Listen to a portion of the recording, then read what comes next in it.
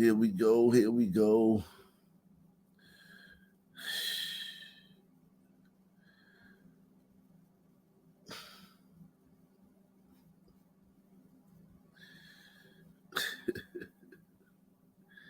I ain't gonna lie, man.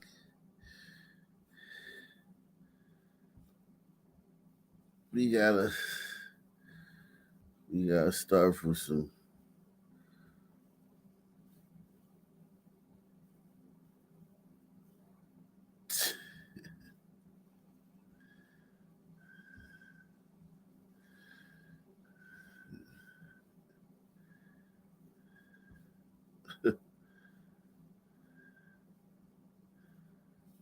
I'm off Philadelphia, Sophia. P's not helping you. I'm trying to get this Lexus God plus a cellular. Yo, big noise. What up, cousin? I can't cope with all these crab niggas trying to shorten my rope. Yo, it's the RAPPERNOID.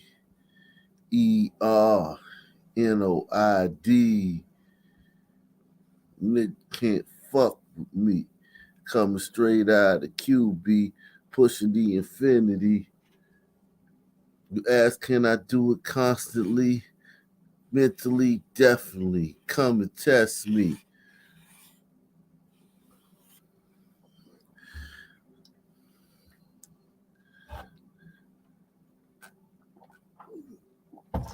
My wife made me some brownies. I didn't eat no cake today. It was just a normal day, man. Listen, man, I'm a simple man, man. I'm a simple man. I'm a very simple man.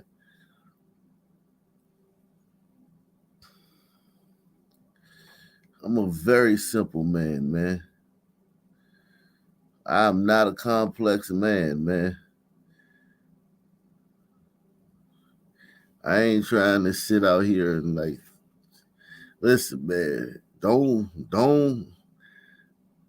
I ain't goals. I ain't hashtag goals. Don't hashtag goals me, man. I ain't goals, man. I'm a boring, simple man, man. It don't take a lot to please me, man. It don't take a whole lot to please me, man. I don't need all this extravagant shit. I damn sure don't give a fuck what nobody else think. Oh man, that's one of the best things that God blessed me with. I don't give a fuck what you Negroes think, man. Like, I it's been like times in my life, little eras or little, you know what I'm saying, junctures in my life where I cared what niggas think. But I'd say 85% of my life, I have never given a fuck what you niggas think about anything that I'm doing. I just don't care what you niggas think. And the reason I'm saying niggas is because that's who I was around. I've never given a fuck, and if if you care what niggas think, it'll throw you off your game plan. You'll be niggas use like peer pressure and trying to shame you. They use that shit like for devious malintention and shit. So I'm just glad that I never really gave a fuck what any of you niggas thought. But I'm a very simple man, man. Very simple man.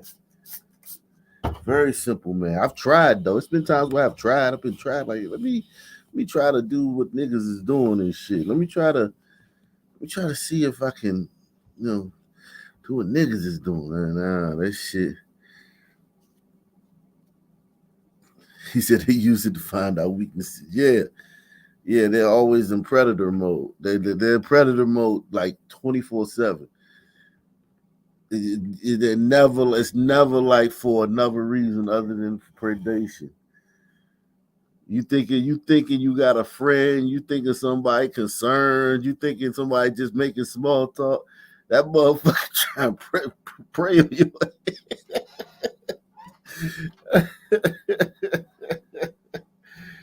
Oh man,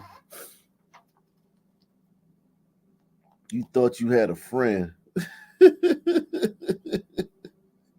You thought you connected and shit with somebody and shit. That motherfucker trying to prey on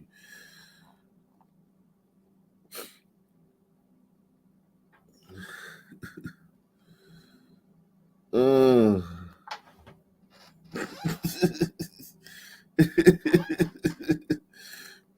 Yeah, but I'm not gonna lie though, man. I'm an easy man. Most some people are very complicated, man. They need the finest of everything. They need name brand this. If it's not the name brand, they can't have it. If it's not the latest fall fashions, they don't want nothing to do with it. A lot of some people very complicated, man. Um,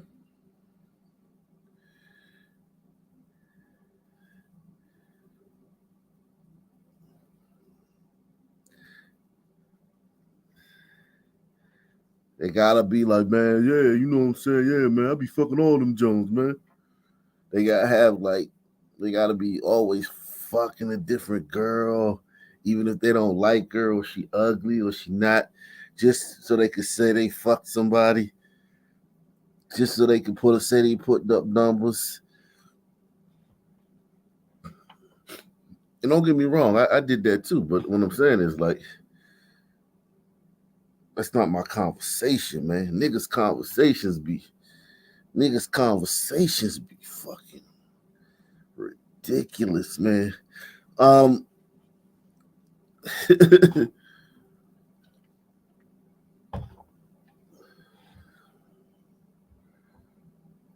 always talking about somebody they hurt or harmed. I never really been like that type of person, man. I need to put some lotion on my hand. Man. God damn, my shit is on. Yeah, and listen, man, I'm not judging some people for that. The thing I just started talking about was like, I'm a simple man. I had a simple birthday. I don't care. I don't have to. What you do for your birthday, man? You turned up. I turn up for what? Turn up for what? Go spend a bunch of money for what? Go buy a bunch of shit for what?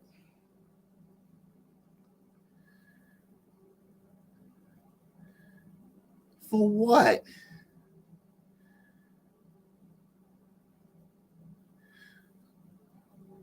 Go buy a bunch of shit and take pictures and put it on Instagram and Facebook for what? Buy a bottle, Ace of Spades. They be doing stupid shit like that, buy a bottle or clique or some Ace of Spades or some shit, and just be like, yeah, you know what I'm saying, and put a caption on it like, yeah, you know what I'm saying, B-Day, you know how we do. Nigga, that ain't how you do, nigga. You broke now. You suffering. Don't ask me for $5, nigga. I know these niggas, man. They'll be on Instagram stunting and be like, hey man, can I hold 50 till payday? Can you hold 50 till payday? Damn. And then payday come and the nigga don't want to talk to you and shit. Cause he did his calculations and shit. Now he like, damn, I gotta pay this bill, gotta pay this bill, I gotta pay this person back. Now all I got is after I pay everybody back and pay all my bills, I got like 200 left.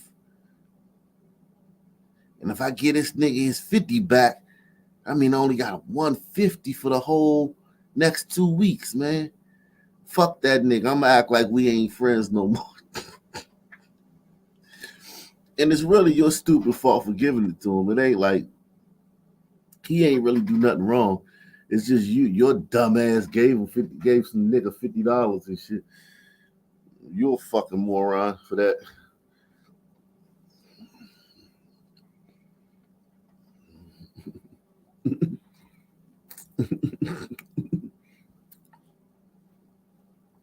Oh yeah, I'm a simple man, man. I'm a simple man. I'm a very simple person, man. I am not hashtag goals, man. I am not hashtag goals. Shit. Don't try to be like me, babe. Your ass be in the house all day with your daughter playing and shit, getting yelled at by your wife and shit. My life is my life is simple, man.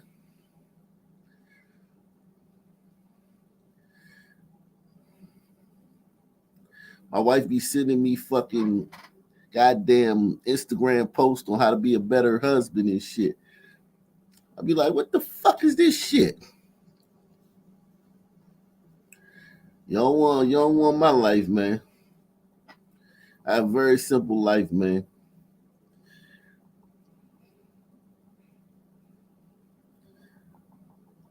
Yesterday, I went to Home Depot and bought a hose, man. I bought a water hose and a car wash brush, so I could wash my car because the lines at the car wash be too long in this town.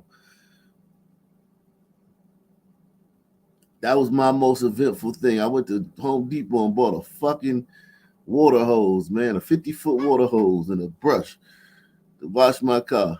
That was the most eventful thing I did this week, man. That's the most eventful thing I did. Turned up, man. I turned up, man. Turning up.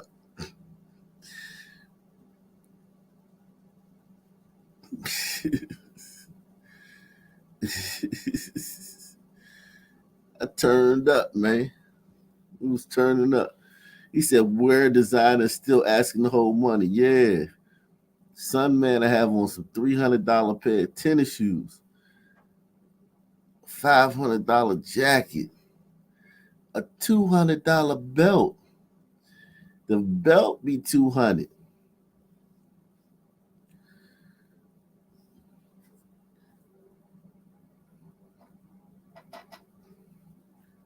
Let me hold something till payday. Son, man, this is son, man, this in son, man, is in. What is that? What is he saying? He's son, man, is in. Son, man, is what is he saying? I ain't even gonna lie, man. I don't know what the second word is. Son, man, is in. Son, man, is in. What is he saying? What is this Captain Crunch saying, man? Son, man, is in. Son, man, is Sunmanisms. Oh, Sunmanisms. Oh, okay. Yeah. Sunmanism. Oh, Sunmanism, like reminiscent. I don't know, man. Yeah, man. Yeah, man. Listen, man. Yeah, I've been very. Listen, man. I'm not gonna lie. I've been very. Um, I've been thinking back, man, through the years, man. Being 45, I've been thinking. I've been thinking back through the years, man. The years, man. Whew. The years. I did a lot of thinking back through the years, and I was just like, wow, I never gave a fuck what niggas thought. That shit was blew my mind. I never cared what niggas thought. I never tried to be like niggas. I never rode their waves. When I say never, I'm talking about for the most part.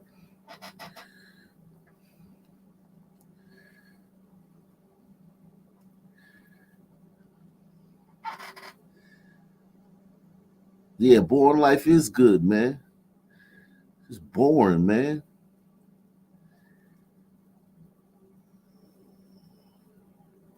Try and make it look like your life all exciting and shit. A lot of these people got boring lives. I just say it, man. A lot of these people got boring ass lives. They just they just fooling you. My life boring as shit, man.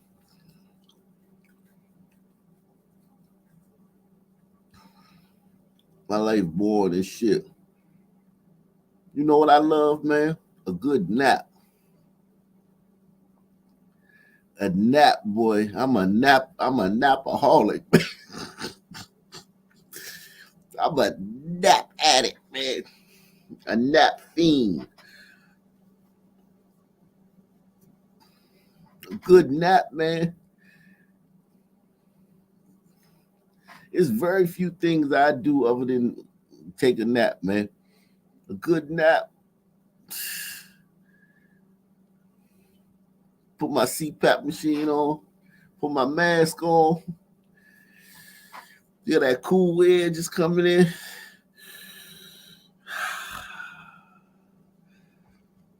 Just doze on off, man. That make a son man feel good, man.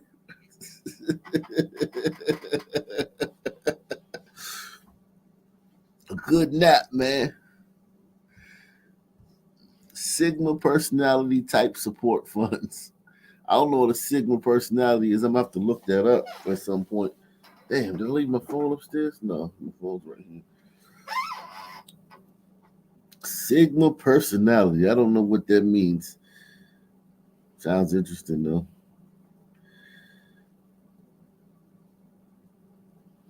I got a boring life, man. I ain't gonna lie to you, man. Don't hashtag goals me, man. Ah, I love you so much. Your hashtag goals. No, the fuck I'm not. Ain't no hashtag goals. Sigma is a personality archetype of a dominant introvert who is self-reliant and independent. Oh, I ain't independent either. My wife do everything for me, man. I'm not independent, man. Only thing I do for myself is like I might make a sandwich or something. I really don't make no meals like that. I might make a sandwich or some oodles and noodles. My wife do everything, man. I hang out with my daughter and whatnot and change her diapers. But most of the time my wife would give her a bath and I do throw some low I do wash the clothes, but my wife fold them. You know, I ain't independent. Shit, nigga. Don't get me on here lying. My wife do every motherfucking thing, man. My wife pay all the bills. She do the budget. Don't get me to lying out this motherfucker. I ain't no independent. I'm a dependent motherfucker.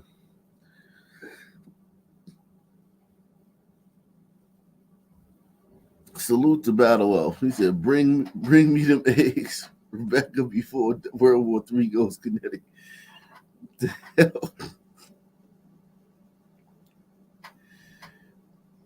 Did my knee heal? Well, my knee is it's tricky because I needed surgery. I was supposed to get surgery because my patella tendon tore,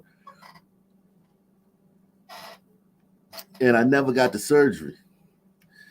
Because when I went to get the surgery, my blood pressure was 200 over like 140,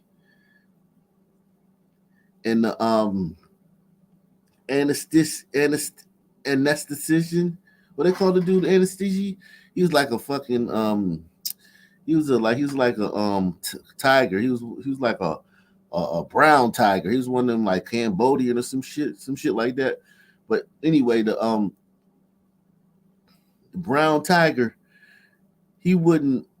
He was like, nah. He looked at me and said, oh hell no, we can't put you under. We can't surgery because I can't with good faith have them do surgery on your knee. So they sent me home. And that's when I got on these blood pressure medicines and shit. And that's when I went to the cardiologist and all that stuff and found out about my heart and found out about my blood pressure. And then now I got my blood pressure down to a normal rate with all these medicines and shit. But yeah, so I ended up not having the surgery. And then what happened, the strangest thing, my orthopedist, he said he never seen nothing like it. My knee, where my patella tendon, it fused back together by itself. He said he never seen nothing like that before in all his years. because I had the top orthopedist in the DMV area. He said he'd never seen nothing like that in his life. So I'm like my knee is like a miracle, but it gave me a lot of pain a couple of weeks ago, but now it's getting better. It's wonky, man. It's wonky. Sometimes a lot of times I don't think about it. I think it's these boots. Ever since I got these boots, my knee been hurting. I'm gonna have to start wearing tennis shoes again, man. Because when I wear New Balance, I wear New Balance most of the time.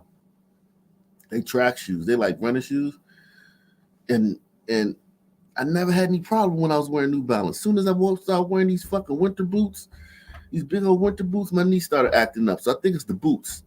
I think I'm gonna have to go back to wearing New Balance, man.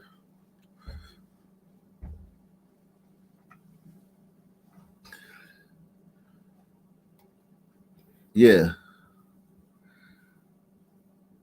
yeah, but my patella tendon, when your patella tendon is the thing that it's like the front hinge of your knee, and my fused back together. He said he never seen nothing like that because when it tears, because of the way it is, they separate, and somehow my shit fused back together.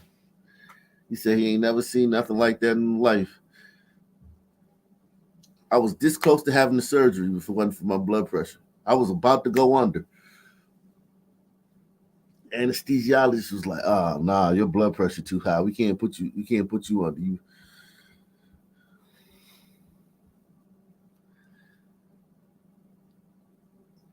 Yeah. He said infused with bacon. Let me get the show started, man. Let me start off with we gotta start off with a little a little Floyd inspiration, man. A little Floyd a little Floyd inspiration, man. Let me start this off with a little Floyd inspiration, man.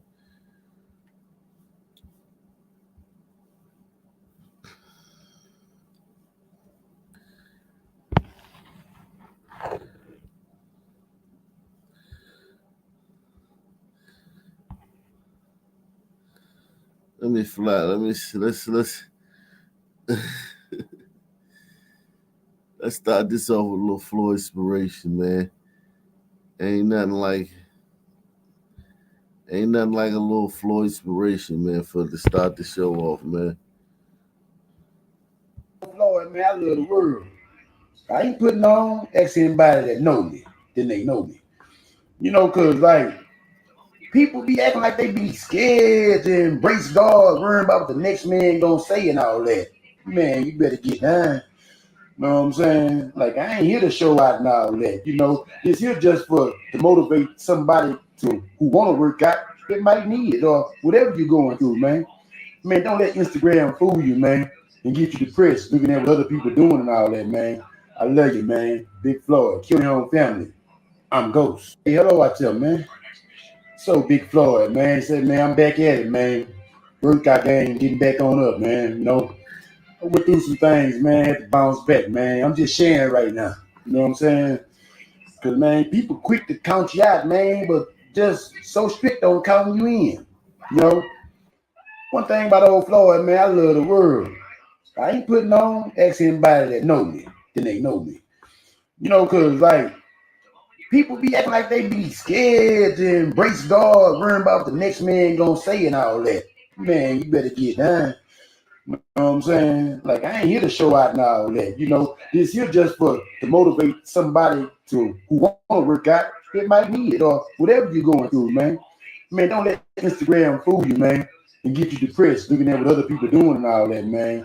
I love you, man. Big Floyd, kill your own family. I'm Ghost. Yeah. Salute the Platinum Pig, Occ Nation Hall of Famer, man. Yeah, I'm gonna get that chair. I went to and when I went to go get that hose the other day, I stopped at Best Buy, man. I ain't gonna lie, I stopped at Best Buy. And they didn't have the chairs in Best Buy. So I may have to order it. I need that video game chair that everybody got, the colorful one with the high back. I need that one. So I'm gonna even order it. Now I am supposed to be going to IKEA soon. If I go to IKEA, I'm gonna see if they have one. But yeah, I'm working on that chair, man. It just yeah, funky chair, man. Salute boy Kachina, man. Op Nation Hall of Famer, man. We got all the Hall of Famers showing up today, man. Salute, man.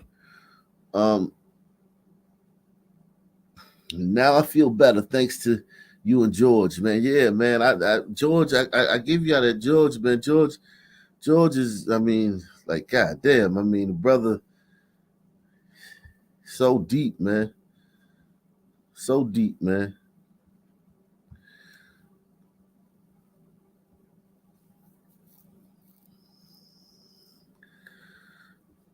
Brother, so deep, man.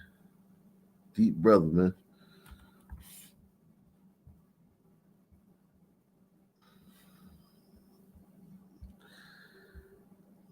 Salute to my man Derek D, man. Salute to my man David. Salute to Stunner. Stunner, definitely a Op Nation Hall of Famer, man. He said, "You cracking me up at work, man." Yeah, man. Listen, man, I'm cracking y'all niggas up at work, man. I ain't lying to you though, man. I am not hashtag goals, man. What's happening, man? Man, words of wisdom from Big Dog. He changed the world. He Hey, did. you gotta turn off this background. We can hear everything going on in the background. You watching? What you watching? Like Ricky Lake or some shit? Like what's going on, man? Yeah, man. But yeah, just No, so I actually just have total garbage in the background. I just have something to keep me occupied. okay. So yeah, you're right. I turned it down. Thank you, babe. Thank you, appreciate Yeah, you, yeah. man. Thanks for having us back on. Appreciate it. Yeah, man. Salute, man. NYC Glider, man. You got to stop talking on my videos and stuff. When I play the video, you got to take it easy. NYC Glider, I got an idea. You got to relax on that a little bit, Glider, man. What's up, man? How you doing? Hey, man, I'm really inspired after that. Yeah, man. I'm glad, man. That's why I gave it to you guys, man. Because I know that you guys, you get down in the dumps a little bit. Everybody does, and you need a good word to pick you up, man. Why do you sound like you're down in the Bronx, Chief? What's going on with you? The whole Oh new no, story you giving? nah, just another day, man. I ain't down in the dumps, man. It's just I ain't complaining, man. I ain't I, no professional complainer, man. yo, I thought you was, man. I'm 45, man. What's going on, man? Nah, man, I ain't complaining about nothing, man. That complaining shit is it's addictive. Once you start getting into complaining about everything, that shit hard to stop, man. You gotta be careful with that shit. Yo, What's what up? up, What up? Black Gen Z? What's happening, man? How you doing, man? What's good, man? Ain't nothing, man. Hanging in there. Yeah, man. I see you doing the story on Michigan State, man. Yeah, Just crazy. this young motherfucker here, man. He got his whole life ahead of him and shit. What you 25 or some shit? What's going on, man? Yo, let's be honest, man. Let's be honest. He did it because of white supremacy, Big Dog. I mean, of course. I mean, we all know that, but I mean, Yeah, I just went live on it. It was a crazy story. oh yeah, man. Okay, great. That's great, man. We're gonna I want to take you guys back a little bit though. I feel like it would Throwback. be yeah. I mean, it would just be like it wouldn't be right, man, to just jump into this without having some backstory into what's going on here, man. So let's tell me how my sound is too. Yes, my mother was Your very sound is active in the good. You NAACP. sound Well, my good. dad was too, but I think she was It's vice good. president. She became president of the NAACP here. They were finding that the Okay. black So let me. Yes, my mother was very active in the NAACP. Well, my dad was too, but I think she was vice president and she became president of the NAACP here. They were finding that the black graduates were literally being pulled out of line when they were getting ready to walk across the stage. It was 1 or 2 credits they found and they couldn't graduate. And it was just happening to the black graduates.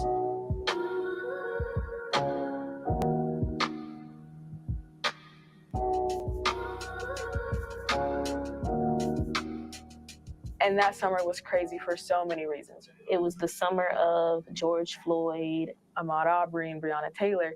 and our university, in a response, they sent an email that a lot of Black students felt it was ingenuine. There was nothing that said, we actually care about this. These are the things that we're experiencing. Say, being Black in Wichita Falls, feel like I'm always being watched, whether that's, say, here at MSU or just locally going to the grocery store. Have to make sure I'm always on my best behavior. I didn't realize That's bullshit. But shouldn't you always be on your best behavior? Right. I mean, Just act like a normal person out in public. Like I don't. Look, let me tell you something. Nobody's watching your ass in the produce aisle, bruh. Get the fuck out of here. That boy looking at the. But yeah, that's the point. Is just be a person. Generally, my butt was kicked by my parents if I wasn't on my best behavior. You know. Yeah, but it seems like he's upset that he has to be on his best behavior, which is a red flag to me. Or just locally going to the grocery store. Have to make sure I'm always on my best behavior. I didn't realize that there were so many things that I could, I guess, come in contact with during my time here versus when I Look go at back this place these kids are at and they're bitching like home to the Metroplex. So between the racism and just looking for entertainment, making friends is quite difficult. It's really different. I feel like certain times during the day or nights, I'm very cautious of things that goes on or don't go out at all. It's very sometimes uncomfortable. On campus, I don't feel as much as that, but as I venture out to get groceries or things like that, it's very, I get a lot of eyes. It's very uncomfortable. The only time I was really aware of my presence in Wichita Falls. What is he talking about? During election time, Oh, I was God. told by a lot of people, hey, maybe don't go off campus at this time, or you're driving around and you see a lot of like Trump flags and stuff, and that makes you very aware and Oh my cautious. gosh. Bruh. That bitch I a mean, damn just lie. A few years before that, every rapper was name checking Trump, right? Right.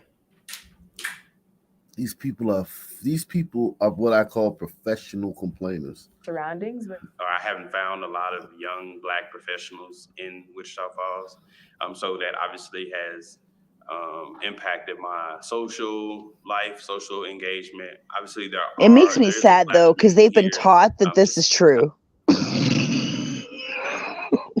And they're just repeating it. It bothers me. Not a Like it's just one. And so it has total been kind of victim You have to be mentality. careful of what I say, because at the end of the day, it No, can you don't, come back Amanda. at me. You're okay, Amanda. You gotta let the chat hear the video. What's in the name? They can't hear over you talking, man. You gotta just take it a little bit easy, man. Thank you for your contribution, though, man. Saverick says most of their victimhood comes from their own psyches.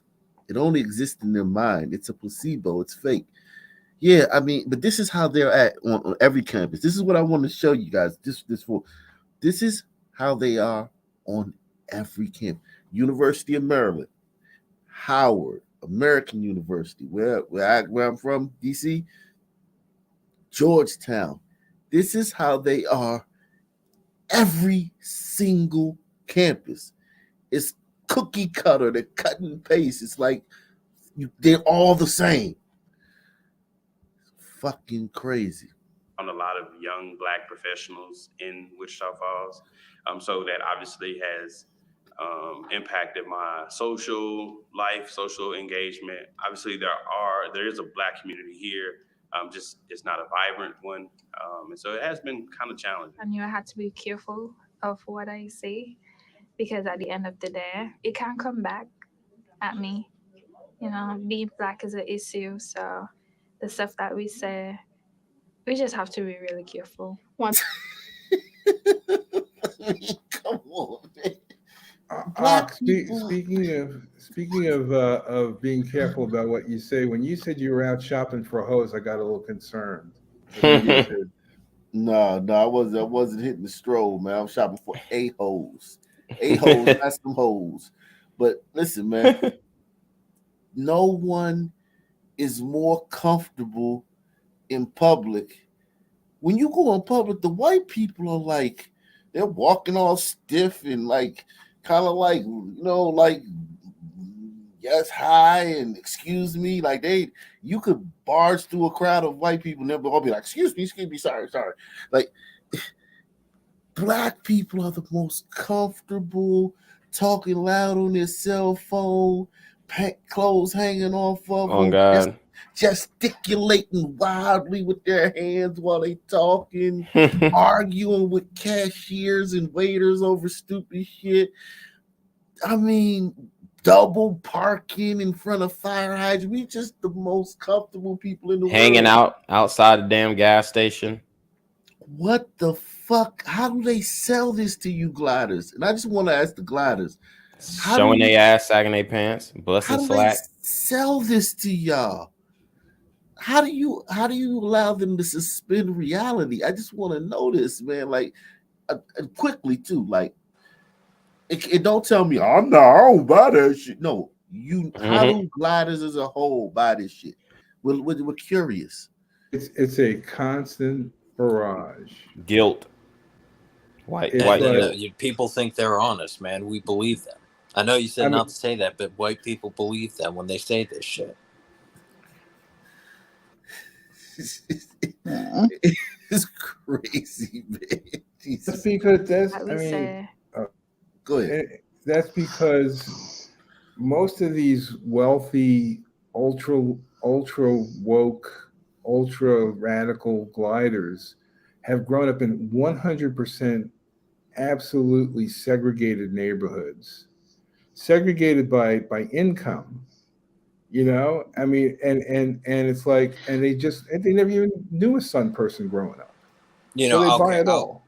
I'll agree with you. Maybe the wealthy gliders do that, but dude, it's even the poor gliders think like this. It's not got nothing to do with, oh, I lived in this neighborhood, dude. It's wokeness is everywhere. Yeah, like these people are the most ostentatious, in your face, fucking flamboyant people on the planet.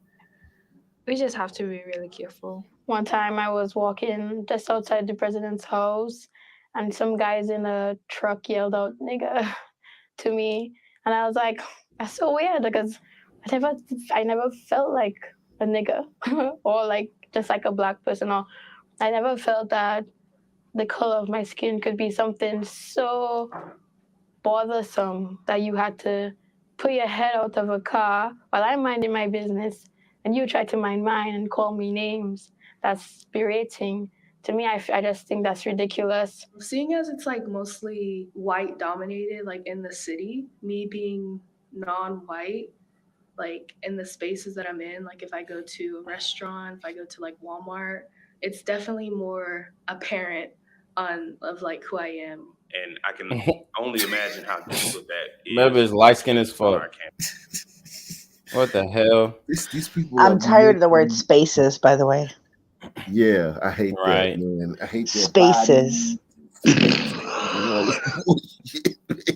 I hate it. They have to engage in courses where they don't have faculty members that look like them. And it's possible that they can matriculate their entire years at the university without walking into a class. Then also, there aren't any course offerings that speak to their racial identity, their historical identity. And that was another thing, obviously, at an HBCU, African-American literature, African-American history, things of that nature are, kind of primary, whereas, MSU doesn't even offer those. And included in people's degree plan, because if you ask people to take courses and they don't get credit for it, that means, it's just money. Kind of frustrating because I needed a philosophy credit. Classes cost money. I chose that one, and at the time, my advisor, she was like, "Yeah, let's do it." So I'm thinking, I'm learning about my culture, knocking out a credit. This is cool. Come to find out, it was the only philosophy credit, literally the only one that didn't count. And I ended up having to spend more money, take another philosophy class, push my graduation date back. It just kind of leaves you wondering, like, why? Why that?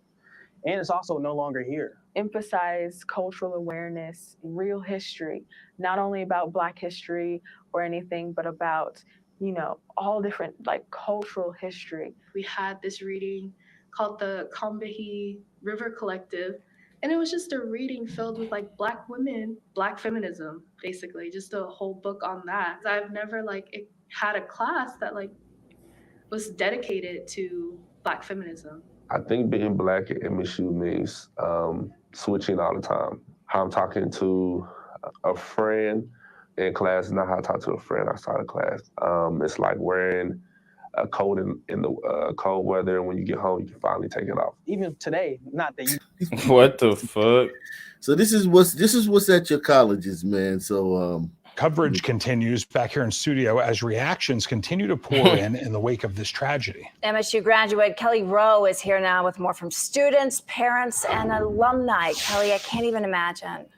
Yeah, it's one of those things that you see on the news and hope you never have to experience firsthand. But this morning, current and former Spartans all over the country are waking up to discover their alma mater became the latest school torn apart by gun violence. Last night, multiple students spoke to Fox 2 about those terrifying moments in a place that's supposed to be a safe haven.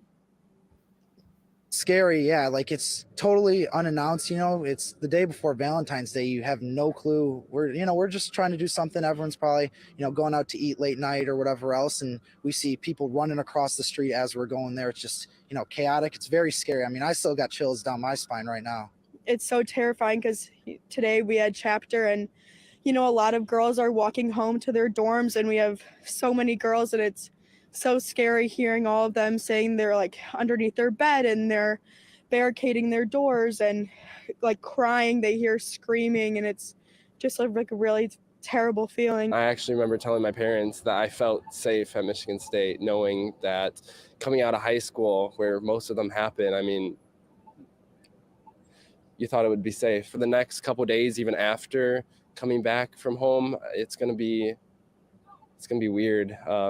There's going to be a new connection between all Spartans, but what just happened is going to live in the back of our minds. Pretty sobering, feeling right now with tonight.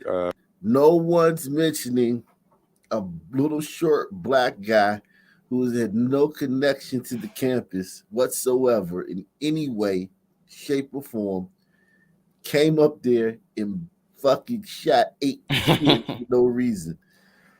Well, what does that have to do with it? Isn't it the gun violence fault? Yeah. And from what I'm seeing, it's mostly gliders. Yeah, it's mostly gliders, but one sister. We're gonna get into that. Coming into the locker room, hearing the news, and we're all just pretty devastated by it. And our thoughts and prayers go out to everyone involved, all the students, all the families. Just very sad. And some of these students have unfortunately been through this nightmare already. One student forced to lock down during this shooting on campus was also a student at Oxford High School on November 30th, 2021, when her classmate killed 4 students and injured 7 others. Last night, we spoke to that student's mother about the horrors of having to relive this kind of tragedy. She witnessed 20 shots being fired. She lives right across from the Union. And she heard the screaming, and she called me right away. She's got a little PTSD from the Oxford shooting, and she's just devastated and just. How you think some people feel? Some people grow up in these neighborhoods. They wear it as a badge of honor, goddamn. Yeah, but it goes ignored. They don't get the PTSD excuse from the mainstream media. Yeah. The mainstream media ignores it as if it's not happening. This is to being around 2 shootings or being in a place where 2 shootings happened. Like that's every fucking Sun person that's been in a place where a shooting has happened before. So scared right now. I mean, it was horrible, from the Oxford. She had me on FaceTime, and, I still have the text messages from that scenario where she said, "Mom, there's an active shooter and people are dead." And my heart just dropped. I was 3.5 hours away at the time, and I just felt so helpless. And now I'm 3 hours away again and same scenario. I just feel like it's a nightmare happening all over again. You can hear it in that mom's voice, just how terrifying this was for her too. And I want to say, as a Spartan alum, MSU has always felt like home and a really safe place. And it's just devastating that these students, this is part of their MSU memories now, and other students aren't even coming home. So I know the Spartan community is very strong and that they're banding together to hopefully make any sense of this at all. The sadness, the tragedy at MSU felt far beyond the campus in East Lansing, all the way over here to Metro Detroit, to the East Side communities in the Grosse Pointes and the small community of Clawson. 20-year-old Alexandria Verner was an athlete, an academic, and by all accounts, an amazing young woman. The 2020 Clawson High School graduate was studying forensics at Michigan State and was in class at Berkey Hall Monday night when a gunman opened fire. She walked. Look at this white girl, man. All American white girl. Just took her out, man. That's crazy. Who thinks this little white girl was woke? She studied forensics. Who thinks she was that's criminal justice? So she had to take criminal justice, right, as a prerequisite, right? When you taking forensics, right? Yeah, poor little thing. She was gonna do good things with her life. That was sad. But those are kind of woke classes nowadays too. Oh yeah, yeah, for sure. Very woke class. Well, it's all about criminals. They were training her how to exonerate criminals. I don't know, man. Maybe she was. We don't know. It's sad. Fudge the evidence. to be honest, hearing how to you, make it seem like a white supremacist did it. to be honest, hearing how you talk about like the skull shapes, the jaw, the brow, it kind of reminded me of how when I was taking those classes, they talked about how criminality, they would link it to, you know, physical features. I don't know if you knew that. No, I didn't know that. Yeah, there was like criminal, like law enforcement, depended heavily on like, you know, your like your head size, your brow ridge, whatever the case may be. Oh, I'll send you something like that. Your frontal lobe. Yeah, send it to me. Well, I mean, Yeah, they're looking at that old skull shape like it's very, very, very old news. Wasn't that fetal alcohol syndrome or something where the eyes are closer together or something like that? I have two sisters with that, and they're stepsisters, and it makes me really sad because I have to look at their little tiny closed eyes. But that's why when I first But heard they're you talk, stepsisters, so we just don't talk about it. when I first heard you talking like that, it was kind of weird to me because they would describe those ideologies as outdated. But I gotta admit, you make very compelling points. I would be lying if I didn't admit that. Yeah, man. I mean, it is what it is. I mean, you got a smaller frontal lobe, man. You got less compassion, less ability to empathize with someone, no matter how much melanin you got. But yeah, this girl right here. That's crazy. You guys are like into that phrenology. I mean, it is what it is, man. We're all different. Did you watch Django? No, I didn't watch Django. You got to watch Django, man. The scene where it's not cool. Phrenology is not cool. Just watch Django. How have you not seen Django? Just watch Django. Even white people like Django. Dr. King Schultz. What the fuck is that noise? What is that noise? Sorry, I'll mute my mic like again. She coughing up 30 cigarettes. Yeah, man. Yeah, you're like the last breath on the fucking ventilator with that shit. I don't care. You judge me all you want. Just go watch Django. No, we're not judging you. We're judging your laugh. Yeah, your laugh is hilarious. My laugh is amazing, and it's contagious as well. Oh yeah, I bet that shit contagious. Goddamn, I wouldn't want to be in the vicinity. What was that fisherman talking right now? That shit You guys sound like remind the me damn so much of swine my. flu. You guys remind me so much of my family. I'm glad you let me in. Thank you. Okay, well, you're welcome, man. Hey, I got an inhaler, some Primatin. If you... Shut the fuck up. Oh shit. Yeah, Dilbert said it's gonna be so weird. They can't say black. Yeah, they can't say black, man. You can't say who's doing this stuff. All accounts, an amazing young woman. The 2020 Clawson High School graduate was studying forensics at Michigan State and was in class at Berkey Hall Monday night when a gunman opened fire. She walked so softly by day in our hallways and just modeled great leadership and doing what's right and being a great kid, daughter, friend. And then when you put her on the basketball court or softball field, you know, you didn't want to play against her. She was gonna beat you. Clawson School Superintendent Billy Schellenbarger says it's an immense loss for her parents, brother, and sister, and for the tight-knit community of Clawson. The impact is immense. It's heavy, and we're all feeling it today. Grosse Pointe School. That's the problem. She was on her best behavior.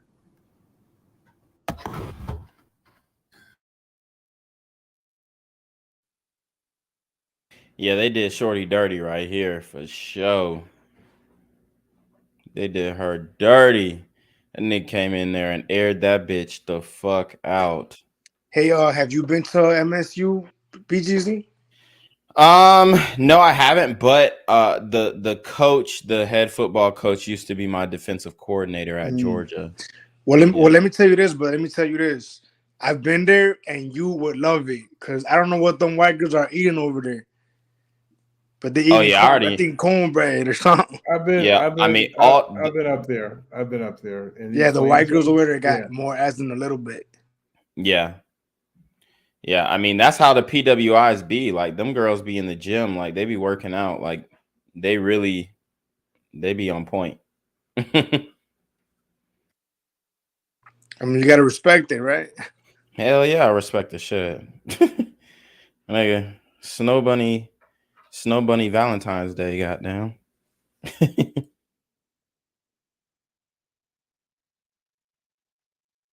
Where the hell did Act go? This nigga just dipped off. Anyways, y'all. Did he leave? Hi. Oh yeah, I think he left. But anyways, y'all, I actually went live on this topic just recently. The title of the live is Black Men Are the Face of Mass Shootings in America. Michigan State mass shooter Anthony McRae. So make sure you go to Black Gen Z Mindset or BGZM News 17. Do you have a doc? Can you put it in the back chat? Yeah. I put the link in the back chat, and I put the link in the regular chat for you guys to go check out my channel. Obviously show support. I am reapplying for monetization on the 18th, so just show your support there. Is YouTube that much of a bitch? Like, is it really hard to monetize? I haven't tried.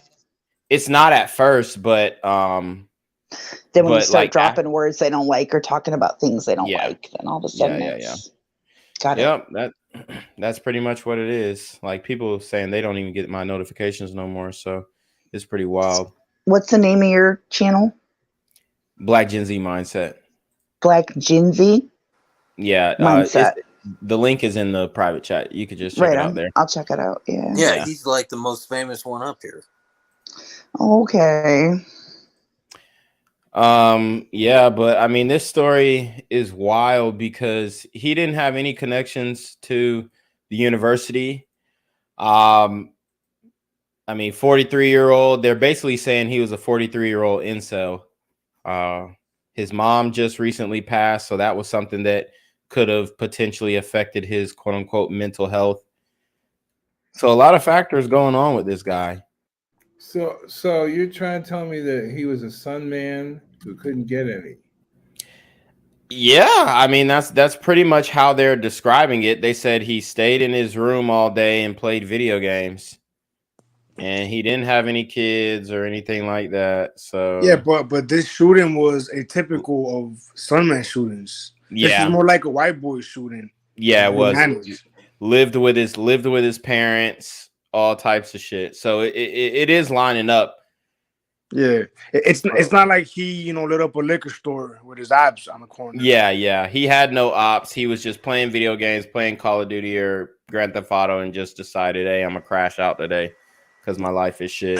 Right. Like if he would have lit up a gas station, then and hit it like some random little kid on his birthday, then yeah, I get that. But this is not par for the course.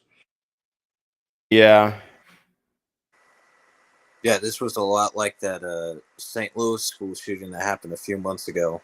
Freaking loser ass dude does shit like this. Yeah. I remember I covered that story. Yeah, the other incel black dude. Yeah, it's a lot of incel black guys. What about the New York guy? What about the New York guy that remember the big dude? The one that shot in the subway. Oh yeah. He shot all the Asians in the subway. You know, now that I think about it, the Sunmen are starting to, you know, encroach on the white boys' mass shooting game. Oh yeah, I mean it's over. I on my channel when I just did the live stream and I basically there was 67 mass shootings in 2023 so far, or it might be more than that. It might be 76. Yeah, we're at 60. We're at 69 now. Today, a few hours ago in Pittsburgh, a drive-by happened at a high school. 4 kids were shot. Yeah. I So thought they didn't count those. No, they do. They only count the gliders going into like a grocery store or something. Well, they only count those on the news, but in the like when on paper, when it comes to like the data that's going to come out, the FBI statistics, it's going to be 4 or more shot. And I was basically like going through every mass shooting from January 1st up to February 14th, and every single, I mean, 80%, 90% were Sunmen. Like it was shooting on MLK, shooting outside a liquor store, drive-by shooting outside a club, you know, shit like that. And I was going through and through them one by one and just reading the headline, you know, or a brief, you know, maybe 150 character synopsis of what happened. And literally all of them is just like you could read in between the lines into the context clues and see, that was a Sunman. So, I mean, it's wicked out here. We're obviously leading in mass shootings, and it's not even close. It's not even close. Let me move along. It's heavy, and we're all feeling it today. Grosse Pointe schools also reeling because 2021 Grosse Pointe North graduate Ariel Anderson was also killed at Berkey Hall, and 2021 Grosse Pointe South graduate Brian Frazier was shot and killed at the MSU Student Union. This is a time when, as a parent, as an educator, that I don't even have the words. Grosse Pointe Public Schools Superintendent Dr. John Dean. How is it possible that this happened in the first place? An act of senseless violence that has no place in our society, and in particular, no place at school. But then it touched our community not once, but not twice. Brian Frazier was president of his fraternity, Phi Delta. Look at that glider, man. That glider could have been the fucking president of the United States one day, man. Well, I think he was, from the pictures, I think he might have been LGBT. So. Well, Grosse Pointe. I don't know about president, but Grosse Pointe's the richest of the ritzy neighborhoods up in around Detroit, right? Yeah, I mean, well, this guy could have been president of the United States. So we're gonna have a gay president one day. So yeah, I guess you're right. I mean, we probably already have, right? Yeah, he is a very polished. He is very pretty though. Like I give him that. Like he might be right because he doesn't have that look of like a man. He's too primped. Yeah, I think he was the president of his fraternity too. But if he's the president of his fraternity, then they're letting like fruits in the fraternity now. Wow. I mean, it might be like one of those liberal fraternities, you know. I got to do some research. Somebody find out if that guy's really a fruit or he's just a very What's his name again? Hold on. Because I think I saw some pictures of him. No and place he was in our society, and in particular, definitely no looking place at sus. school. But then it touched our community not once, but not twice. Brian Frazier was president of his fraternity, Phi Delta Theta. Ariel Anderson wanted to be a doctor. All 3 of the victims with such bright futures. When it comes to doing the right thing and everything you want in a kiddo, that's what you get. And that's what we lost last night. 5 other Michigan State students were shot and critically injured. So many others traumatized by the senseless violence our schools see time and time again. But to have to continue to do this, our kids are, likely suffering from it. But all we can do is every single day, get back up, get after it, protect them, keep them safe, and get them home to mom and dad. We have to figure out as a society, how can we support the mental health of our kids? How can we support the mental health of our adults? How can we help everyone stay safe so that there isn't another superintendent giving this press conference, or more importantly, another set of parents that are getting this terrible grieving information? So many grieving, and tonight there will be vigils here at St. Paul's Catholic Church at 7 o'clock. Also in Clawson at the football field at 7:30. All are welcome. For now, live in Grosse Pointe, I'm Amy Lang, Fox 2 News. Yeah, Amy, like Oxford, Clawson, and the Grosse Pointes are so much and very much villages, but these 20-somethings are dealing with a reality that's just harsh and tough for them to process, leaving them to ask where to begin. It's absolutely tragic. We know that there are people who were at MSU who were also at Oxford. It's just one of those situations that we, for whatever reason, perhaps the lack of political will, cannot seem to get a grasp on. And you heard from those superintendents. Why? And I wish I could answer, because I'm not sure why I can't answer that question. What we do know is his name, Anthony McCray, 43 years old, and he lived right there with his father. He's been there for about a year or so. This is Lansing. It's about 5 miles from the campus. But the question really, though, is what you asked. Why? The motive. Why would he do something like this? Someone who had absolutely... I like his upbeat attitude. Why, man? Well, okay. I have a little bit of insight on this. First of all, they got a whole bunch of cars in the front yard. Most of them probably don't work. Very glider-like. So maybe he was influenced by a glider, It was all those white dudes on COD calling the N-word. Yeah. Fun fact, Lansing, Michigan is actually the birthplace of Malcolm X. Wow. So that's a L to the community. absolutely no ties whatsoever to Michigan State. Take a look. He was 43 years old. He's a male.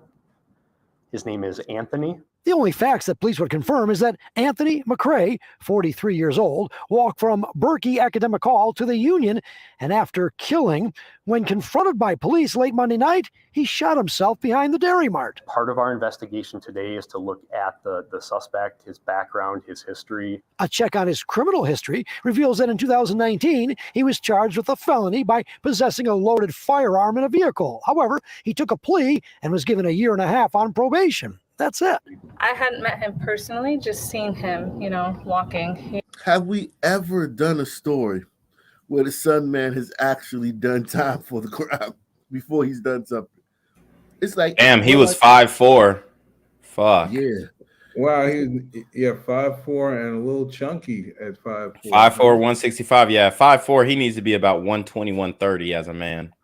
Really? Wow. Yeah, 5'4". Yeah. I thought that was like a woman. Well, yeah, but I mean, as a man, you're pretty much not gonna have no healthy size.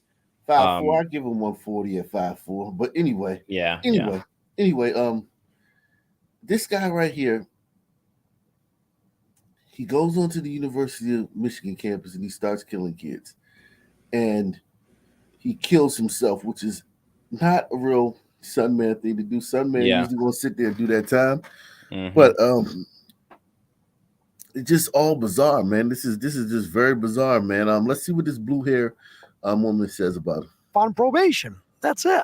I hadn't met him personally, just seen him, walking. He didn't drive. He always walked or rode a bicycle. Neighbors say Anthony had lived here for about a year or so with his father, Michael. And apparently he did like to shoot guns. The neighbors called the cops on him. It was like over the summer because he was shooting firearms out of the back door of the house. But no charges. Michael, no charges. So he got caught with a gun, no charges in the car. He's shooting a firearm out the back door. Out the back of that is crazy. No charges. Yeah, that's nuts. I can't Remember- believe that shit. Look how Remember those- junky his daddy house is too. Yeah, The that's yard. crazy. That I was gonna say something. Nigga about daddy a that hoarder. place. No wonder he Yeah. was depressed. The real live Lamont Sanford, man. But listen, it's just startling, man. And I'm sure we're gonna see it tonight when we go through other places. Every fucking story, the son man was caught with 7 times in the last 5 years. He's been arrested. It's like they should always be under the jail when they do this. Yeah. It's just bizarre, man. Yep, they're slipping through the cracks, quote unquote, right? And then we hear from these students about how when they're at the fucking grocery store, they gotta make sure that they don't say the wrong thing, or some gliders are gonna lynch them in the fucking produce aisle. When I'm at the Walmart, I'm trying to not end up like the baby. I'm trying not to run Right. into one of them niggas and have to pull a the baby. Well, I will say, Gen Z, Dad, let's- the locals, that always sends out notifications. If you start posting there whenever you go live, it'll send out the notifications and people can follow you there. Yeah, I got a locals, but nobody follows my shit. I also got a Rumble. Out of the back door of the house. But no charges. Michael, the dad, was nowhere to be found on Tuesday. But police say that when Anthony was found, he had a note in his pocket that was a threat to 2 public schools in Ewing, New Jersey. Investigation has revealed that there is no threat at all to Ewing community. Okay, now there may not have been a threat, and that was the conclusion. However, schools were closed in New Jersey, and why he had a note in his jacket is still a little bit of a mystery because he hadn't been living in New Jersey for a couple of years. Now, again, we are here. This is where Anthony lived with his father. We've seen his father once today, but the father will not come out and talk to us. He did give some interviews, we think, to some people, but we're not really sure the relationship between the father and the son, and it is just really a sad situation all the way around. Now, again, police emphasize that they are still investigating this case. It's not over yet. There's still many, many questions to be answered. I am live here in Lansing. I'll send it back to you. Well, reportedly, Charlie, we're hearing from. I was just gonna say, I know his daddy was. I mean, any nigga that like lives like that, pretty much anybody that lives like, they got a snappy ass tongue. So I know his daddy was snapping on his ass too. That front yard needs a little bit of a manicure, man. Yeah, like he just got junk all over the place. Like niggas who live like that, and I've known some before, they have a really short fuse. And I'm sure his daddy, I mean, imagine if you had to take in your son at 42 years old and he hasn't done shit with his life the whole time and he's still getting in trouble. I mean, you're going to have huge resentment.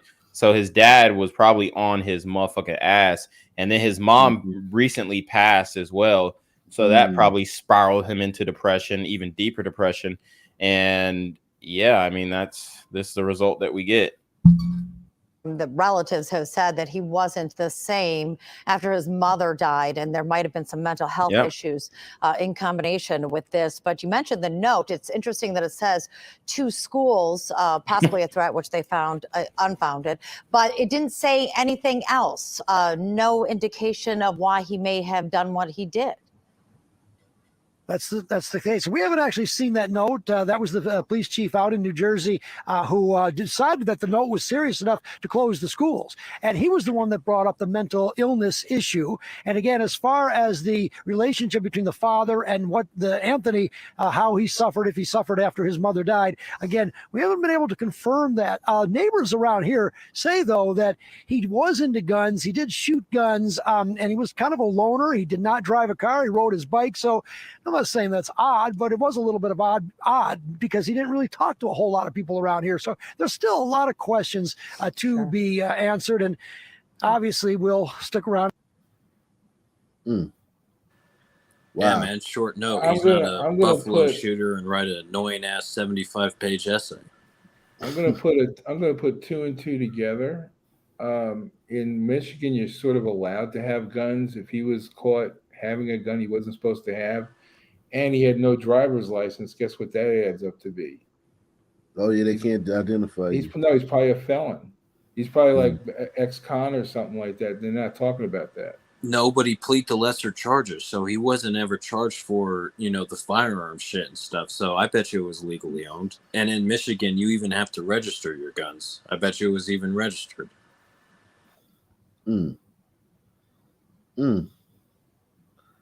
Wow. Hey, listen, man. I mean, maybe you guys are right. Maybe, who knows? So I'm not sure. I'm not sure how accurate it is, but the mass shooting tracker on Twitter has got it up to 81. Oh yeah, mass shooting trackers is very accurate. They're a very accurate website, man. They're the one I use, mass shooting tracker. I use them. Yeah, so that's probably where it's at. We're probably right there. Let's see what's going on. We'll come back to this. I want to see what's going on in Memphis right quick because breaking news. They got rid of the Scorpions unit, and so now let's see how things are working out in Memphis without the Scorpion unit. But I promise you, after we go to Memphis, we're going to get back to this Michigan State story. I got some other things I want to show you guys. Breaking news out of Binghamton, a deadly shooting at a popular pizza spot this afternoon. Yeah, let's get right to WREG's Bria Jones, who's live at Broadway Pizza. Bria, what can you tell us?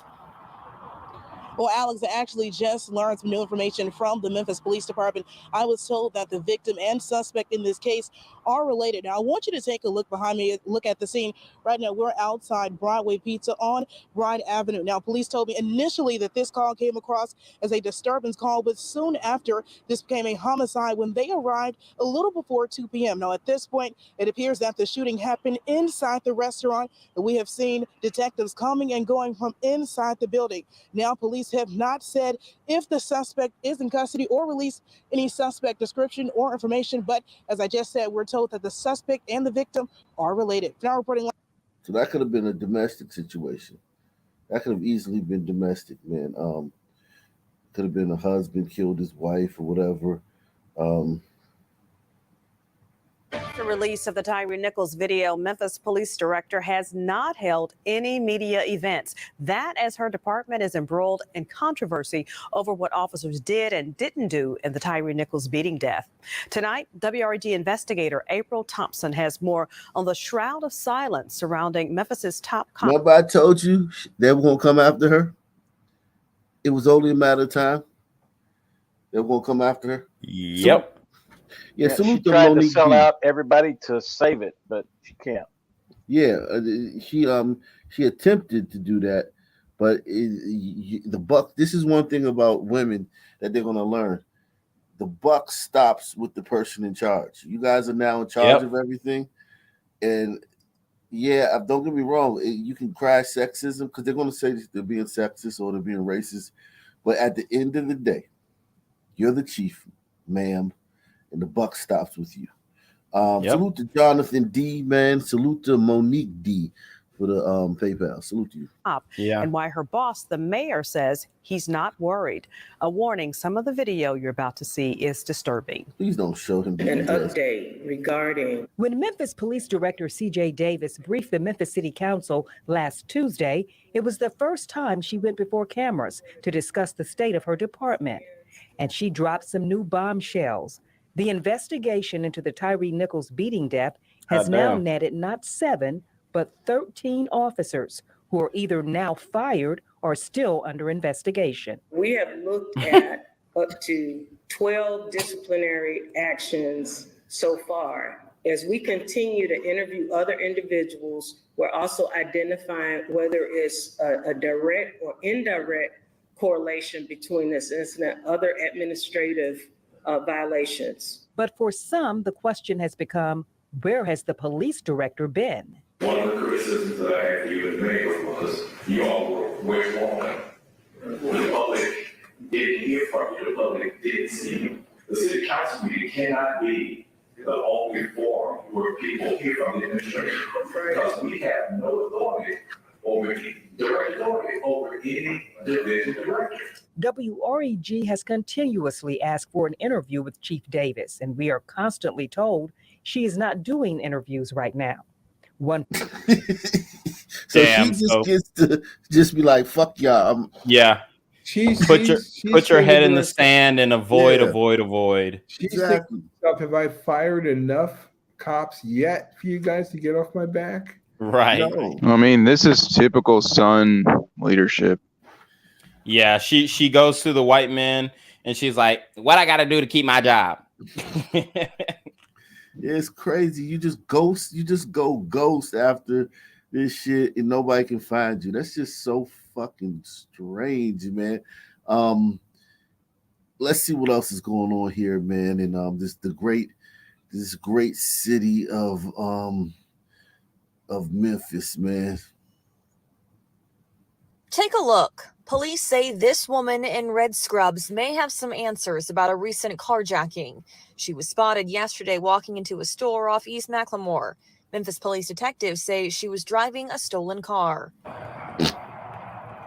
Reported stolen the day before and 13 miles away from this apartment complex off Lamar and Winchester. The victim told investigators he was walking to his apartment when two armed men approached. One of them put a gun to the victim's chest, demanding his keys. The victim complied. The accused thieves took off in his car. Sadly, we report on carjackings happening across the city all too often, and the lasting impact on the victims affected by the violence. Just last week, we told you about grandmother Linda Orange, carjacked and robbed in East Memphis. Her 7-year-old granddaughter was with her at the time.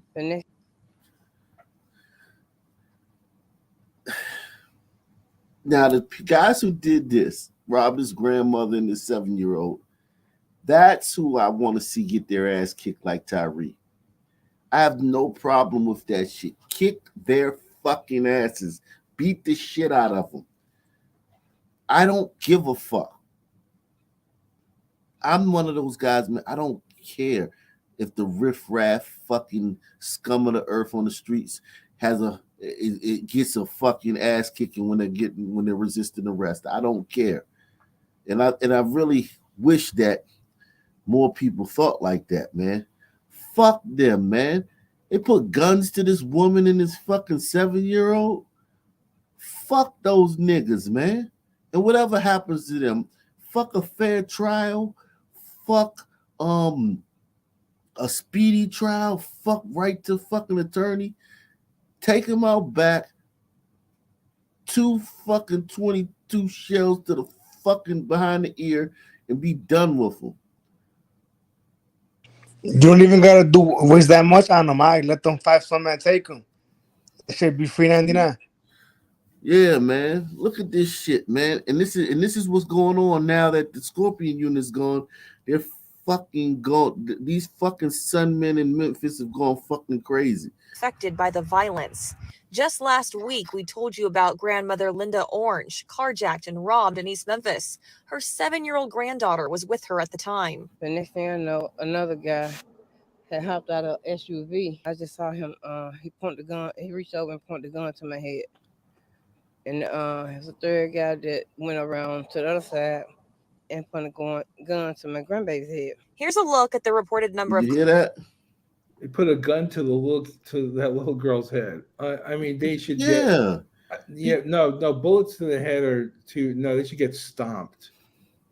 I think they should just get stomped. But how do you think this woman behaves politically?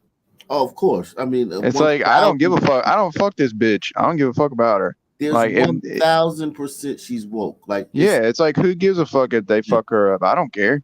She's a black female. She's a black female boomer. There's no non-woke black female boomers. It's impossible. I'd be fine if they fed them feet first into a wood chipper. Yeah, feet first. Shit, she can go too. Here's a look at the reported number of carjackings so far this year compared to this time last year. Down by 20 reports. But also keep in mind, the month of February isn't over. Also, these numbers don't include reports of robbery with a vehicle taken. Shay Arthur, WREG, News Channel 3. Repeat that. Well, the Scorpion unit was still in effect until when? Sometime in January, right? Look at this though. People, what they said. These statistics don't show robberies where the vehicle was taken. So they've broken it up. You got carjackings and you have robbery where a vehicle is taken. So if I rob you and I take your car, that's a carjacking. But if I rob you and take your wallet and then say, oh yeah, by the way, give me your keys, that's not a carjacking. That's a robbery where the vehicle was taken. This is how they fuck with these numbers so they can say shit's going down. That's give me your keys and you're not in the car versus you're in the car and they pull you out of the car. Exactly. That's GLA then, right? Grand larceny auto. Yeah. Yeah, they can, but it gives you the impression that, you know, things that like that one guy they just talked about where he was walking to his apartment and they came up and took his fucking keys. That wouldn't be a carjacking because he was walking to his apartment. Look at the reported number of carjackings so far this year compared to this time last year, down by 20 reports. But also keep in mind, the month of February isn't over. Also, these numbers don't include reports of robbery with a vehicle taken. Shay Arthur, WREG, News Channel 3.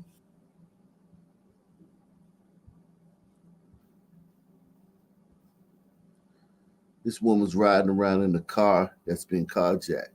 And if she gets pulled over and she gets pulled out of the car and somebody's there with a cell phone, oh my God, look how they doing this grandmother. It's somebody's grandmother. And they just grabbed her and pulled her out of her car. As she resists. Yeah, of course she's going to resist. Memphis police are looking for the suspects responsible for a pair of thefts at a roofing supply store in East Memphis.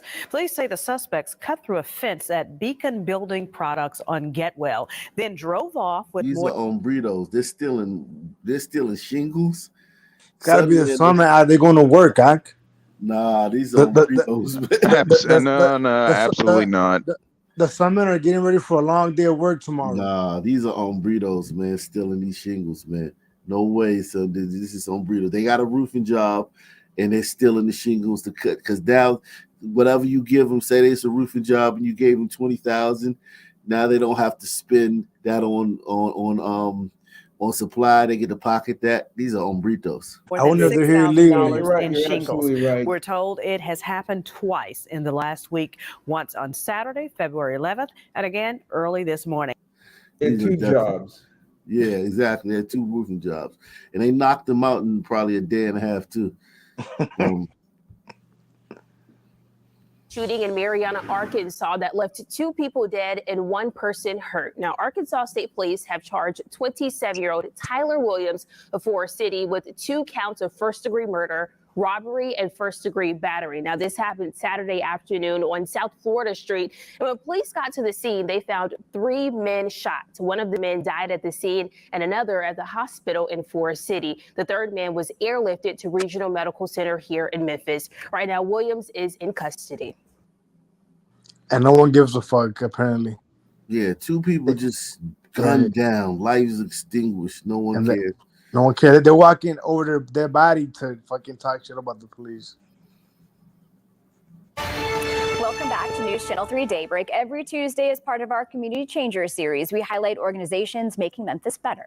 Well, this week we caught up with a group that believes the ability to read changes everything. Super cool. Why?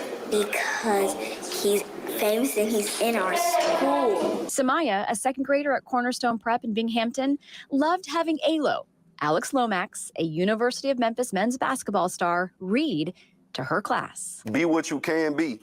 Learn what you must learn. Lomax partners with Coaching for Literacy, a nonprofit organization that uses the powerful platform of sports teams to raise awareness for childhood literacy. Lomax is a hometown hero, and so there's really nobody better that we would want standing in front of kids and encouraging them. In Memphis, almost 80% of third graders are not reading on grade level.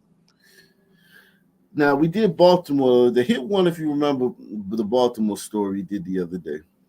93% not doing math on proficiency.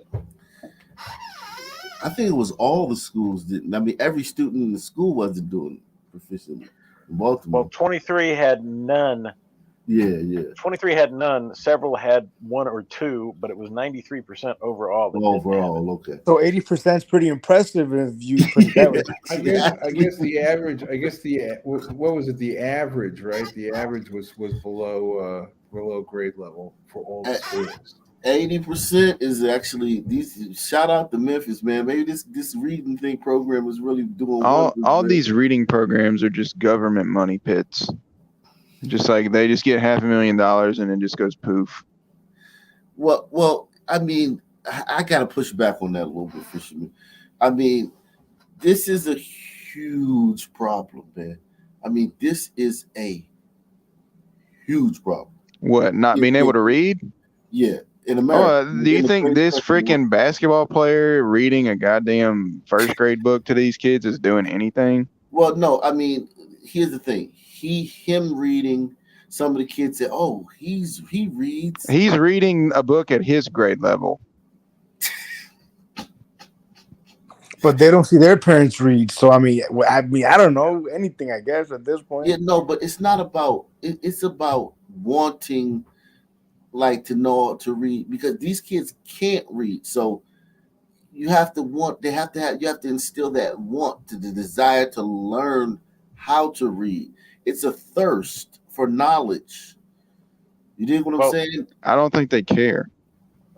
Well, the reading programs can help and probably do help, but 95% of the money is going into the pockets of those people and not actually into helping. Yeah, I mean, it's just like that's what we're talking about as a money pit. It's just like the PPP loans. It doesn't do anything significant. You might get a couple of those kids that, like, okay, they get a high school diploma. That's like the best you're going to get out of these. And we've been doing this for like decades. I mean, the program might be working and stuff like that, but a lot of it is volunteers. And the volunteers aren't getting paid. Only the administrators of the whatever are getting paid. Yeah, and they're cutting themselves like $200,000 salaries from this shit for fucking printing $500 worth of pamphlets and having a website. And in Memphis, $200,000 a year in Memphis, man. Salute to True Business. He says, "Yo, I had something else to say, but you got me with that. Double tap all day." Salute to True Business. CA says, "Happy birthday, happy Valentine's Day.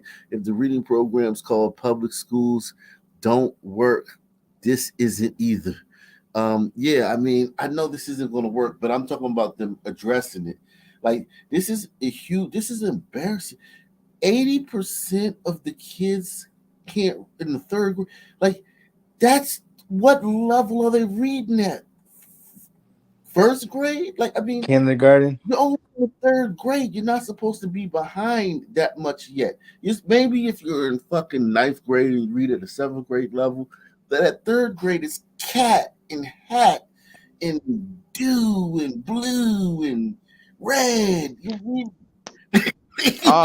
When I was in college, we had a bunch of I went to like a big D1 school. We had a bunch of Sunmen on the football team that it got found out they couldn't read on the football team, and they were just making up their fucking grades. I mean, this is hugely, and this is so far away from Baltimore. This is like Baltimore, maybe this is like 1,000 miles away from Baltimore. So we're like, the issue is it's the same community. Baltimore's 65% Sun. Memphis is 65% Sun. You can't deny that it's a race thing now. You can't deny that, man. I wonder how it looks in Jafrica. Oh my God, Jafrica is Jesus Christ. Of sports teams to raise awareness for childhood literacy. Lomax is a hometown hero, and so there's really nobody better that we would want standing in front of kids and encouraging them. In Memphis, almost 80% of third graders are not reading on grade level. Jason Baker is the co-executive director over development and marketing. We know kids are capable. They just need access, they need opportunity, and they need someone to encourage them. Annie Hunt is with the Memphis Teacher Residency. They partner with Coaching for Literacy during summer reading camps. She has seen firsthand how the inability to read impacts everything. It is a crisis, and if you can't read, you can't do word problems. So now math is now a problem. If you can't read, you can't analyze a scientific method. Now science is a problem. For Lomax, who attended... Yeah, the cascading effect. Talk about the cascading effect. I mean, like, Jesus Christ, man. If you can't read, it's the foundation of everything. It just, I mean, golly, man. It's so fucking, listen, man. It's so disheartening, man. I don't know about y'all. I know a lot of y'all are jaded because I try to stay. I try not to get too fucking like, well, of course it's like that. Like, I try to like stay in the moment. That's why I don't watch these videos before I get on the show, because I want to be in the moment. I don't want to be a know-it-all. This shit is fucking sad, man. Hey, over here, they were asking Lori Lightfoot about the abysmal scores for the students. And she went on a tirade bragging about the graduation rate. Bitch, you a whole lot. You know damn well that they're just graduating these kids for nothing. I promise they're you. Graduating them with no requirements of just saying, well, you've reached the age, you're graduated. When COVID hit, and they were like in school, like at home classes, everybody was graduating. They had like 100% graduation rate. Yeah. Yeah, that no For kid left Lomax, behind who attended program is Cornerstone Prep, some real shit. coming back to read to the students was an honor. He says he hopes the kids enjoy reading as much as he does. It's about creating good habits and being consistent while reading. And just knowing that they got somebody here for them, just knowing they got some support, just knowing that you got somebody rooting for you and just wanting the best for you. That is why Brown Missionary Baptist Church wanted to give Coaching for Literacy $1,000. Because it's one thing for your parents and teachers to tell you the importance of reading, but it's way cooler to hear it from star athletes. A true community changer. Corey Ventura. Well, if you would like to learn more about Coaching for Literacy, we've included their information to this story online. And of course, if you know a group making a difference in our community, head to WREG.com and click on the Community Changers link to nominate them. Salute to Aaron, man. Salute to Aster J, man, too. Aster J says, once again, the face of dysfunction is Sun Kid. Yeah, this shit is sad, man. I mean, it's just fucking sad, man. It's like Stunna said, once you hit about like 4th, 5th grade and you haven't caught up yet, like you're probably not going to catch up. Yeah. It's fucking sad, man. That's a parenting thing, though. They can't even solve that in a school. Yeah, Well, Detroit police working to track down a crew of carjackers who are targeting rideshare drivers. So far, 3 terrifying incidents have been reported. Fox News' Jessica Dupnack joins us live from Detroit with the latest on this investigation. Jessica, anybody who takes an Uber or Lyft or drives one is listening closely to what happened here. Absolutely. And we talked to 2 of the 3 drivers that were targeted. They are just terrified. You can imagine you're just doing your job. You're sitting in your driver's seat and someone comes in who you think is a customer and chokes you from behind. And Detroit police are saying all for what? The teens, the crew that they are looking for, they're taking these cars and going on a joyride from one side of the city to the next. They turned your life upside down. Yeah. Just doing his job. This Uber driver carjacked. For now, I'm alive. Yeah, still I'm scared. He's one of 3 rideshare drivers in Detroit in a week who fell victim to a crew using the same MO, choking the drivers with a cord from behind. When I stop my car, they choke me from behind, like this. Then a gun to his neck, forcing him out of the car. What's going through your head? It's like, this is my last night. You feel near your death. They just left him there in the area of Linwood and Davison in the middle of the night last Friday. I think he's the one because same dress up, same jacket and face Detroit police releasing these photos Monday of one of the suspects wearing a very distinct backpack. We do have very good leads on these individuals. I expect them to be taken into custody shortly. Good news, because they've already hit 3 times, same area on Detroit's west side. The first, a woman we talked to off camera said a group of 3 or 4 men and a woman got into her rideshare, and within a minute she was being choked from behind. Then again, a 58-year-old driver actually fought them off after being choked. They didn't get his car. Think about the terror that they're instilling in the community. Because Lyft drivers are the lifeblood of the community, man. They're transportation, man. They're fucking people. They're also people that pay taxes. They're people that buy groceries. They're people that go to restaurants. They feed the economy because these are people that are just working class people, man. They're being terrorized by a group of fucking savages. You know, man. this is crime creates poverty, not the other way around. Exactly, man. I mean, if you're a Lyft driver on the west side of Detroit, man. FedEx driver, UPS driver, pizza guy. But just think about it. How could you, in good faith, pick up a son, man, that looks like this, man? Like, I mean, like, we talk about profiling and racism. If you're a Lyft driver on the west side of Detroit right now, you owe it to your family not to pick this guy up, somebody that looks like this. Oh, you can and you will pick them up. Yeah, I know you will because you have to, but I mean, just to but not to work. Fuck it, I'm not going to do fucking work tonight because, you know what I'm saying? Like, it make you not want to work. Because you know it's nothing but people that look like this on the west side of Detroit. Any day could be yours. Yeah, and we're not talking about getting killed. I'm gonna check out Whitney Webb. I look into it on Battle Off. But it's not even about being killed. It's about the terror of driving and someone putting a rope around your neck and choking the life out of you while you're fucking. 1 second you're driving, the next second the person behind you's got a fucking cord around your neck and they're strangling you. You know what you do?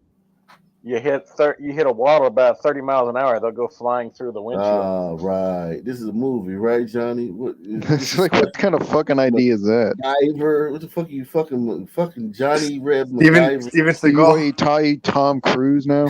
Hey, what the fuck are you talking about? All that's at that point, they're gonna fucking shoot you if you do anything stupid.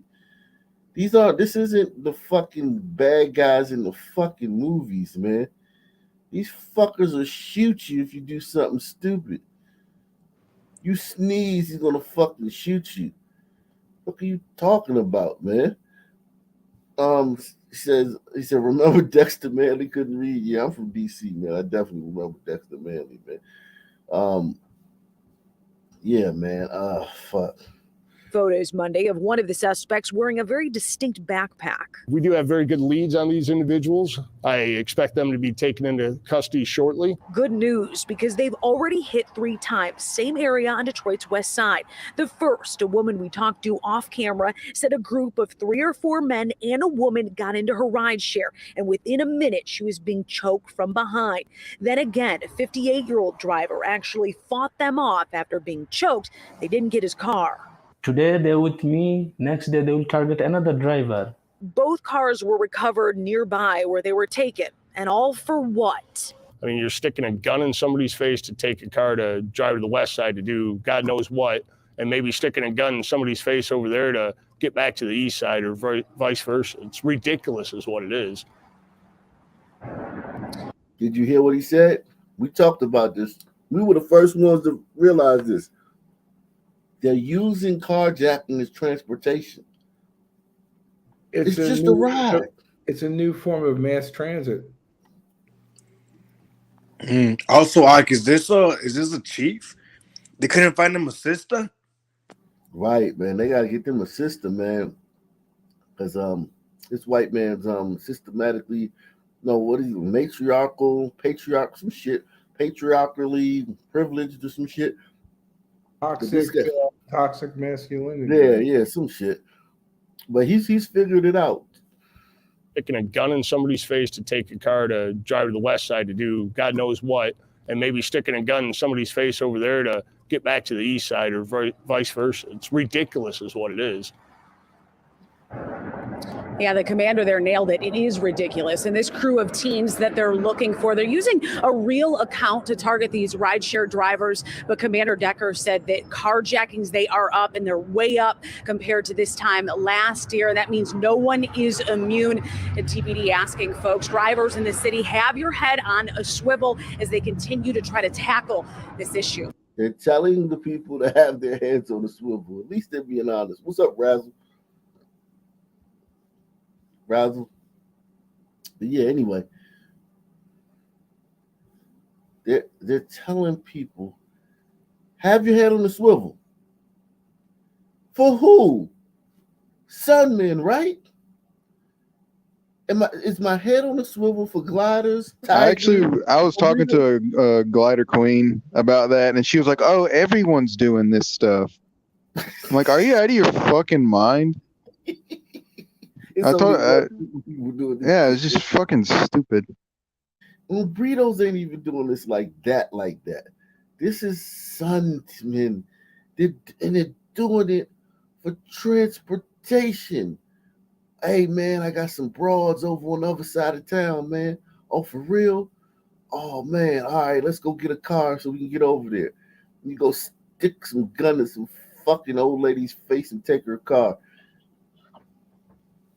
Well, and if they're doing it with a real account, why can't they flag it so that whenever that goes out for a ride share, the police know to go show up there? Johnny. These systems, like the Lyft system that they do to like for the person to get the car and all that stuff, it wasn't made with the Sunman in mind. It wasn't made. They're gonna have to start making this stuff with us in mind. It's just an app to get a ride. They don't have it built in that if everybody you get to press this button and blah, blah, blah. It's made in good faith. I mean, why couldn't Lyft flag it to where that's a dangerous account? Well, now I mean, after how many? Look, they got the car. They robbed somebody. They did it 3 times. So now, by this time, it may be flagged. It may be flagged by now, but then they'll just use another account.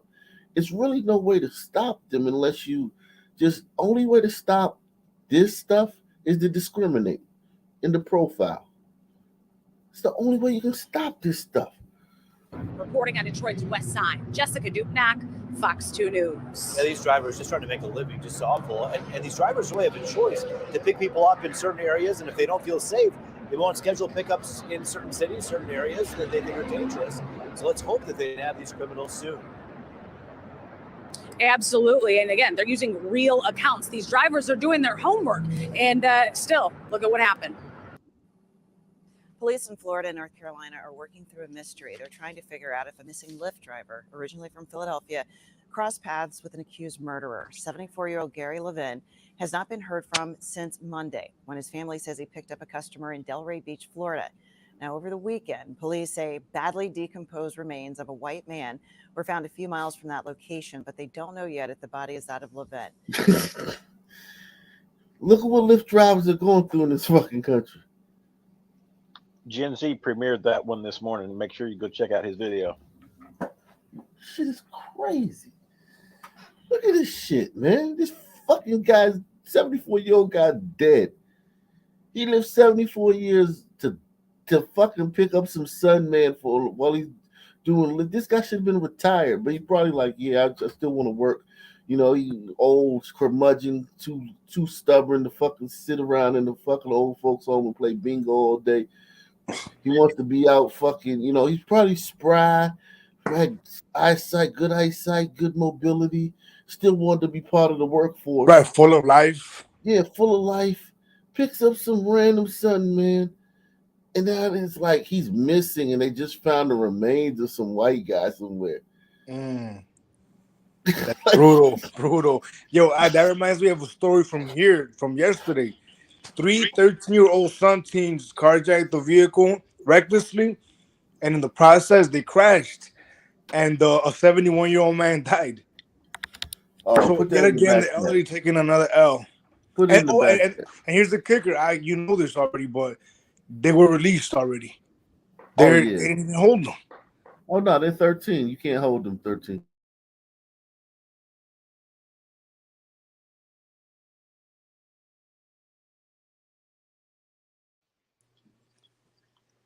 Well, I did see a Code Blue cam earlier today where a Sunman gets in a hit and run accident and leads the police on a high speed chase, but he gets arrested without incident because he actually complies once they actually corner him and catch him. Yeah, man, this is so fucking sad, man. This guy's fucking dead, man. From Philadelphia, crossed paths with an accused murderer. 74-year-old Gary Levin has not been heard from since Monday, when his family says he picked up a customer in Delray Beach, Florida. Now, over the weekend, police say badly decomposed remains of a white man were found a few miles from that location, but they don't know yet if the body is that of Levin. But his car did turn up on Thursday, being driven by Matthew Flores, who is suspected of a homicide in Florida. Flores was arrested in North Carolina after a chase. Oh, it's a fucking hombredo. It's a fucking hombredo. This fucking guy. Yeah, goddamn Chicano, man, did that shit. That was in Philly? No, this is in Delray, Florida. He's a Philly native. He's from Philly. The guy who got killed is from Philly. But he was smart enough. He didn't actually get the Lyft rider. He just managed to be where the guy stopped to drop off a fare and said, "Hey, can I get a ride?" Basically. Florida. And then jacked his car like Flores was right arrested there. in North Carolina after a chase. Levin's son, Jonathan, offered this. I spoke to my dad last on Sunday night. He's a great football fan, and we were jubilant on FaceTime that our Eagles were going to the Super Bowl, and Dad was in a really good place on Monday. Jonathan Levin added that his father had no known medical conditions. This is very tragic. But the liberals have told me, like crime's gonna happen. Okay. Yeah, I mean, it is gonna happen. Oh yeah, that's what I wanted to do. I wanted to show you how people are living on other universities, because the gliders on the Michigan State University, they're saying you shouldn't have to live like this. It's you know what I mean? Life shouldn't be like this on a campus. All right, Bria, thank you very much for that. And now to another crime alert. The University of Memphis is on high alert after 3 people were robbed on campus at gunpoint overnight. WREG's Quimitra Wilborn spoke to students who say they're beginning to question their own safety. Students living on the University of Memphis campus are on high alert after they were notified of 2 robberies that happened on campus overnight. If you want to rob somebody so bad, get a job. Officials say the first robbery happened. And it's that type of mentality that keeps people losing. These fuckers don't want a job. No, but these fuckers don't want to. It's not a job or rob you. It's not like, oh, I filled out 15 applications last month and I can't get a job, so let me go rob you. No, robbing you is option A, B, C, D, E, F, and G. They make it seem like these guys are out there fucking going to job fairs and shit when they're not robbing people. Yeah, they don't want the obligation of reporting to somebody and the structure of a job. That shit irks the fuck out of being somebody who's hung around guys that rob people and shit like that. Nobody's fucking. There's nothing to do with any of that stupid shit about a fucking job. Giving somebody a fucking job. That shit ain't even in the equation. That shit is not in the equation. It's not part of the equation. It's like they put that shit in there like it's a constant, when it's not even a variable in the equation. A fucking job? The fuck are you talking about? They get jobs after they do about 30 years in prison. Oh yeah, they'll do a prison detail. Yeah. Of 2 robberies that happened on campus overnight. If you want to rob somebody so bad, get a job. Officials say the first robbery happened at 9:25 on Central near Deloach Street. A man and woman were walking when they were approached by 2 men with guns wearing ski masks. Campus police say the suspects took the victim's stuff and then ran to a red sedan. But these thieves wasted no time finding their next target. Campus police say the suspects pulled up to a third victim. One of the suspects got out of the vehicle and demanded all of the victim's personal belongings. Thankfully, she and the other 2 victims were not harmed. The second incident happened just 1 minute later in the 3600 block of Norriswood, right in front of this student dormitory. This student lives in the dorm and says she usually feels safe walking on campus at night, but now she's not so sure.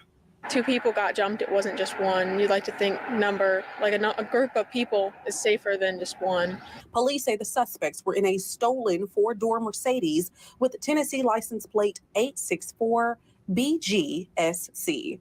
It wasn't really this bad during the fall. I feel like it got worse just now this semester. The school keeps a daily crime log of all incidents within the past 60 days. And while the list mainly consists of thefts and vandalism, we found another robbery that happened just days ago. According to campus police, a woman was walking to her vehicle Saturday night when a man approached her, implying he had a gun and demanding she gives up her belongings. Police say he ran away when she screamed. She was not hurt either. Reporting from the University of Memphis, Kwame Wilborn, WREG News Channel 3. And we do want to let you know Lucky. Man, I found this website for Temple University, man, which is in the heart of Philly. I mean, it's North Philly. The things these students go through on Temple campus is just fucking insane, man. This guy created this to keep, because Temple wasn't doing a really good job of alerting the students to all the crime that's happening around them. So this guy, a student, he started his own website, his own not website, his like own community alerts. Yeah, community alerts. Yo, you can make it in Temple, you can make it anywhere. Exactly, man. He says, students witnessed a group of 5 to 7 teens break into a white Kia and flee in a black SUV on Page Street. If your vehicle is in the area, consider moving it. The vehicle belongs to a local woman, and this is the second time it has been broken into. Kia boys undefeated. Male GoPuff DoorDash driver told female Temple student to get in his car and let's go for a walk multiple times, then followed her and continued to ask for her info, number, name, and personal info. I know. That's a son, man, for sure. I'm sorry. My number? I'm not sharing that information. I gotta go home. Okay, it's only Instagram. You'll get mine? Yeah, Instagram. Yeah. My what? Instagram. Instagram. You know Instagram? Instagram? No, I don't even have That Instagram. sounds like an Arab. Yeah, that is. I'm not walking here. Yeah, I'm going home. I'm sorry. My number? So he's harassing that girl, but that's normal. That's normal. I used to do that all the time. Fuck that. If that's called harassment, man, I was a fucking. I should have. That's 10 years in prison for me. Yeah, man. Like, I mean, that's normal. Like, god damn. Video of man stealing Amazon packages on the 200 block of Carlisle Street. Wrong shit. Fuck. Wrong shit. On his phone, Bluetooth, talking loudly, carrying groceries, and just, there's some packages. I'll just take those. I mean, and gone in 3 seconds. that type of criminal mind right there it should be terrifying, because it's not like he left the house with a plan to go steal those packages. It's not like he's like on a package stealing mission. He's just walking down the street, talking on his cell phone, carrying a bag of groceries home. Oh, I'll take these. And it's nothing to him. It doesn't even register. They must not want him. They weren't waiting for the truck to get there to take him in. Exactly. You must not want it. And that is the mentality.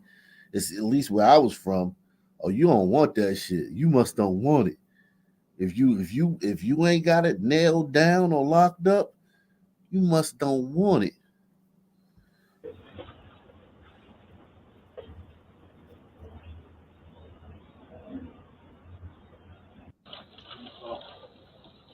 Worry about the wrong shit. Fuck. Worry about the wrong shit. He's talking to his girlfriend. He called her stupid ass bitch. Yeah, man. It's just video showing Temple student's boyfriend being robbed in the area of Gratz and Cecil B. Moore. The incident occurred last night.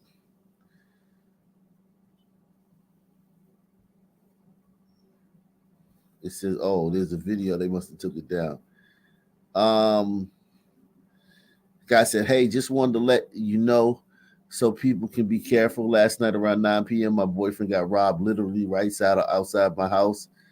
A citizen notification went out, but wanted to give you the story.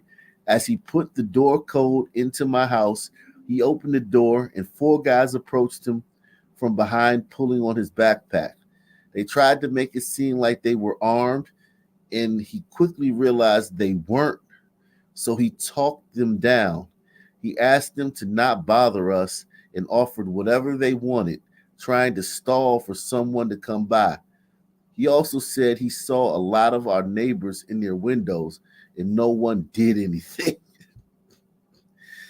There's a video of one of our neighbors took. The police officer showed me, but I don't have it. In the end, they took his phone, AirPods, and like a couple other things he had in his bag. He said it was definitely high schoolers and they all ran off after. My boyfriend doesn't go here, but I live on Gratz and Cecil B. Yeah, I mean, listen, man, that's just typical. Like that ain't even like a crime. Like those kids don't even consider that a crime. They just run up on a white boy and take his shit. That's not even like a crime. That's just like, I don't know how to explain it, but that's not like nothing. You're like, you ain't badass. You ain't nobody. You can't get no props for that. That's like going to a vending machine and like, I don't know. That's like stealing something out of a store or something. But this one said, I saw a Twitter video of somebody that was released from a prison in like California on like probation, and he had 2 bodies. They convicted him, or he pled to 1, and he was actually getting out. It was he's lived in there for like 12 years, getting out, and he would actually say, "Well, they don't even know about all the bodies I got." And oh, yeah, there was one who was a glider. He doesn't count. He's just that. I was like, dang. Yeah, that doesn't even. Yeah, it's nothing, man. Brick thrown through car window and items stolen on Cecil. Stolen was a keyboard and a box of sorority crop T-shirts.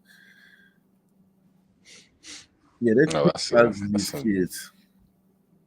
Yeah. Temple's in West Philadelphia? North Philly. Yeah. A male Temple student was beaten up and robbed on campus by 4 males on Thursday night. The suspect stole a wallet and a scooter. Temple University Police Department chased down the offenders and arrested all 4. This incident also went unreported by the university. Wow. But yeah, university wouldn't want to share this stuff because it would lower enrollment. Yeah, but I mean, the cat's out of the bag on Temple. Another reported incident of sexual assault of female Temple student at Willington and Berks. Temple University PD has arrested the man after a foot pursuit from 15th and Norris to Broad in Montgomery, and he is allegedly linked to multiple sexual assaults on campus. So yeah, you got. Oh, that's bullshit. Temple student vehicle stuff. This is all in the last few days. All these.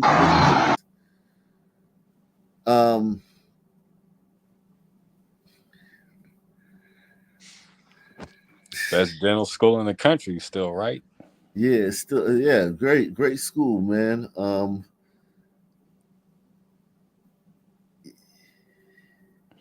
Yeah.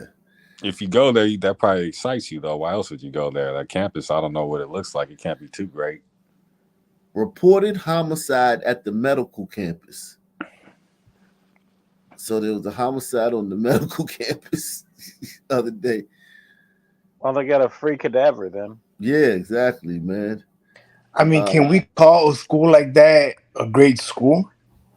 A school that has it's just so violent in the area? Yeah, and this is just what that one kid is catching. He's got it. He's got class. He just. The investigation is digging deeper into a promise made by Temple University's president to improve safety. In 2021, after the murder of a student near campus, the university's president pledged to beef up its campus police. That has not happened. As Matt Petrillo reports, Temple's campus safety staff has actually shrunk as students continue to worry about crime. 21-year-old Temple student Samuel Collington was shot and killed near campus in November 2021, but his senseless death is still fresh on the minds of many students. I'm a political science student. He was in my program. It was very tragic. Days after Collington was killed, Temple University President Jason Wingard issued this letter to students, writing in part, "Over the next days and weeks, Temple University will increase our campus safety force by 50%. Tonight we're here to honor Sam's legacy. Wingard reiterated his pledge at a virtual safety forum the following month in December 2021. Now, community, you've heard me commit to increasing the number of our patrolling officers by 50%. I'm hopeful that this forum tonight will continue our progress of finding solutions. It's been more than a year since the promise to increase campus safety, but a CBS News Philadelphia investigation found that goal has still not been met. Data from Temple shows in December 2021, its campus safety force had 169 officers and staff. Today, it has 155. That's 14 fewer employees. Tom Klein is Sam Collington's family attorney. That, of course, is not only discouraging and disappointing, but it should be, to everyone involved, alarming. We approached Wingard about our findings Thursday. When can the university expect to see that? So this is the guy in charge at Temple, man. Such a racist country, man. Like, every time we go somewhere, the person in charge is a fucking Sun person. Everywhere. And old Sam was assassinated while walking home after a night on the town at the bar by a Sun man that just walked past him, took one step past him, turned around and shot him in the back of the head. No, that's a different case. That kid, Sam was robbed, and then he gave up the money and complied. And the 17-year-old Sun man who was out on bond for 2 prior carjackings and 2 prior robberies and a carjacking, took the money and still killed Sam. The kid you're talking about, that happened in 2022. That was the political guy. He was like 25. Well, both of them were political. Both of them. Sam was a criminal justice type major, and he was part of the Democratic.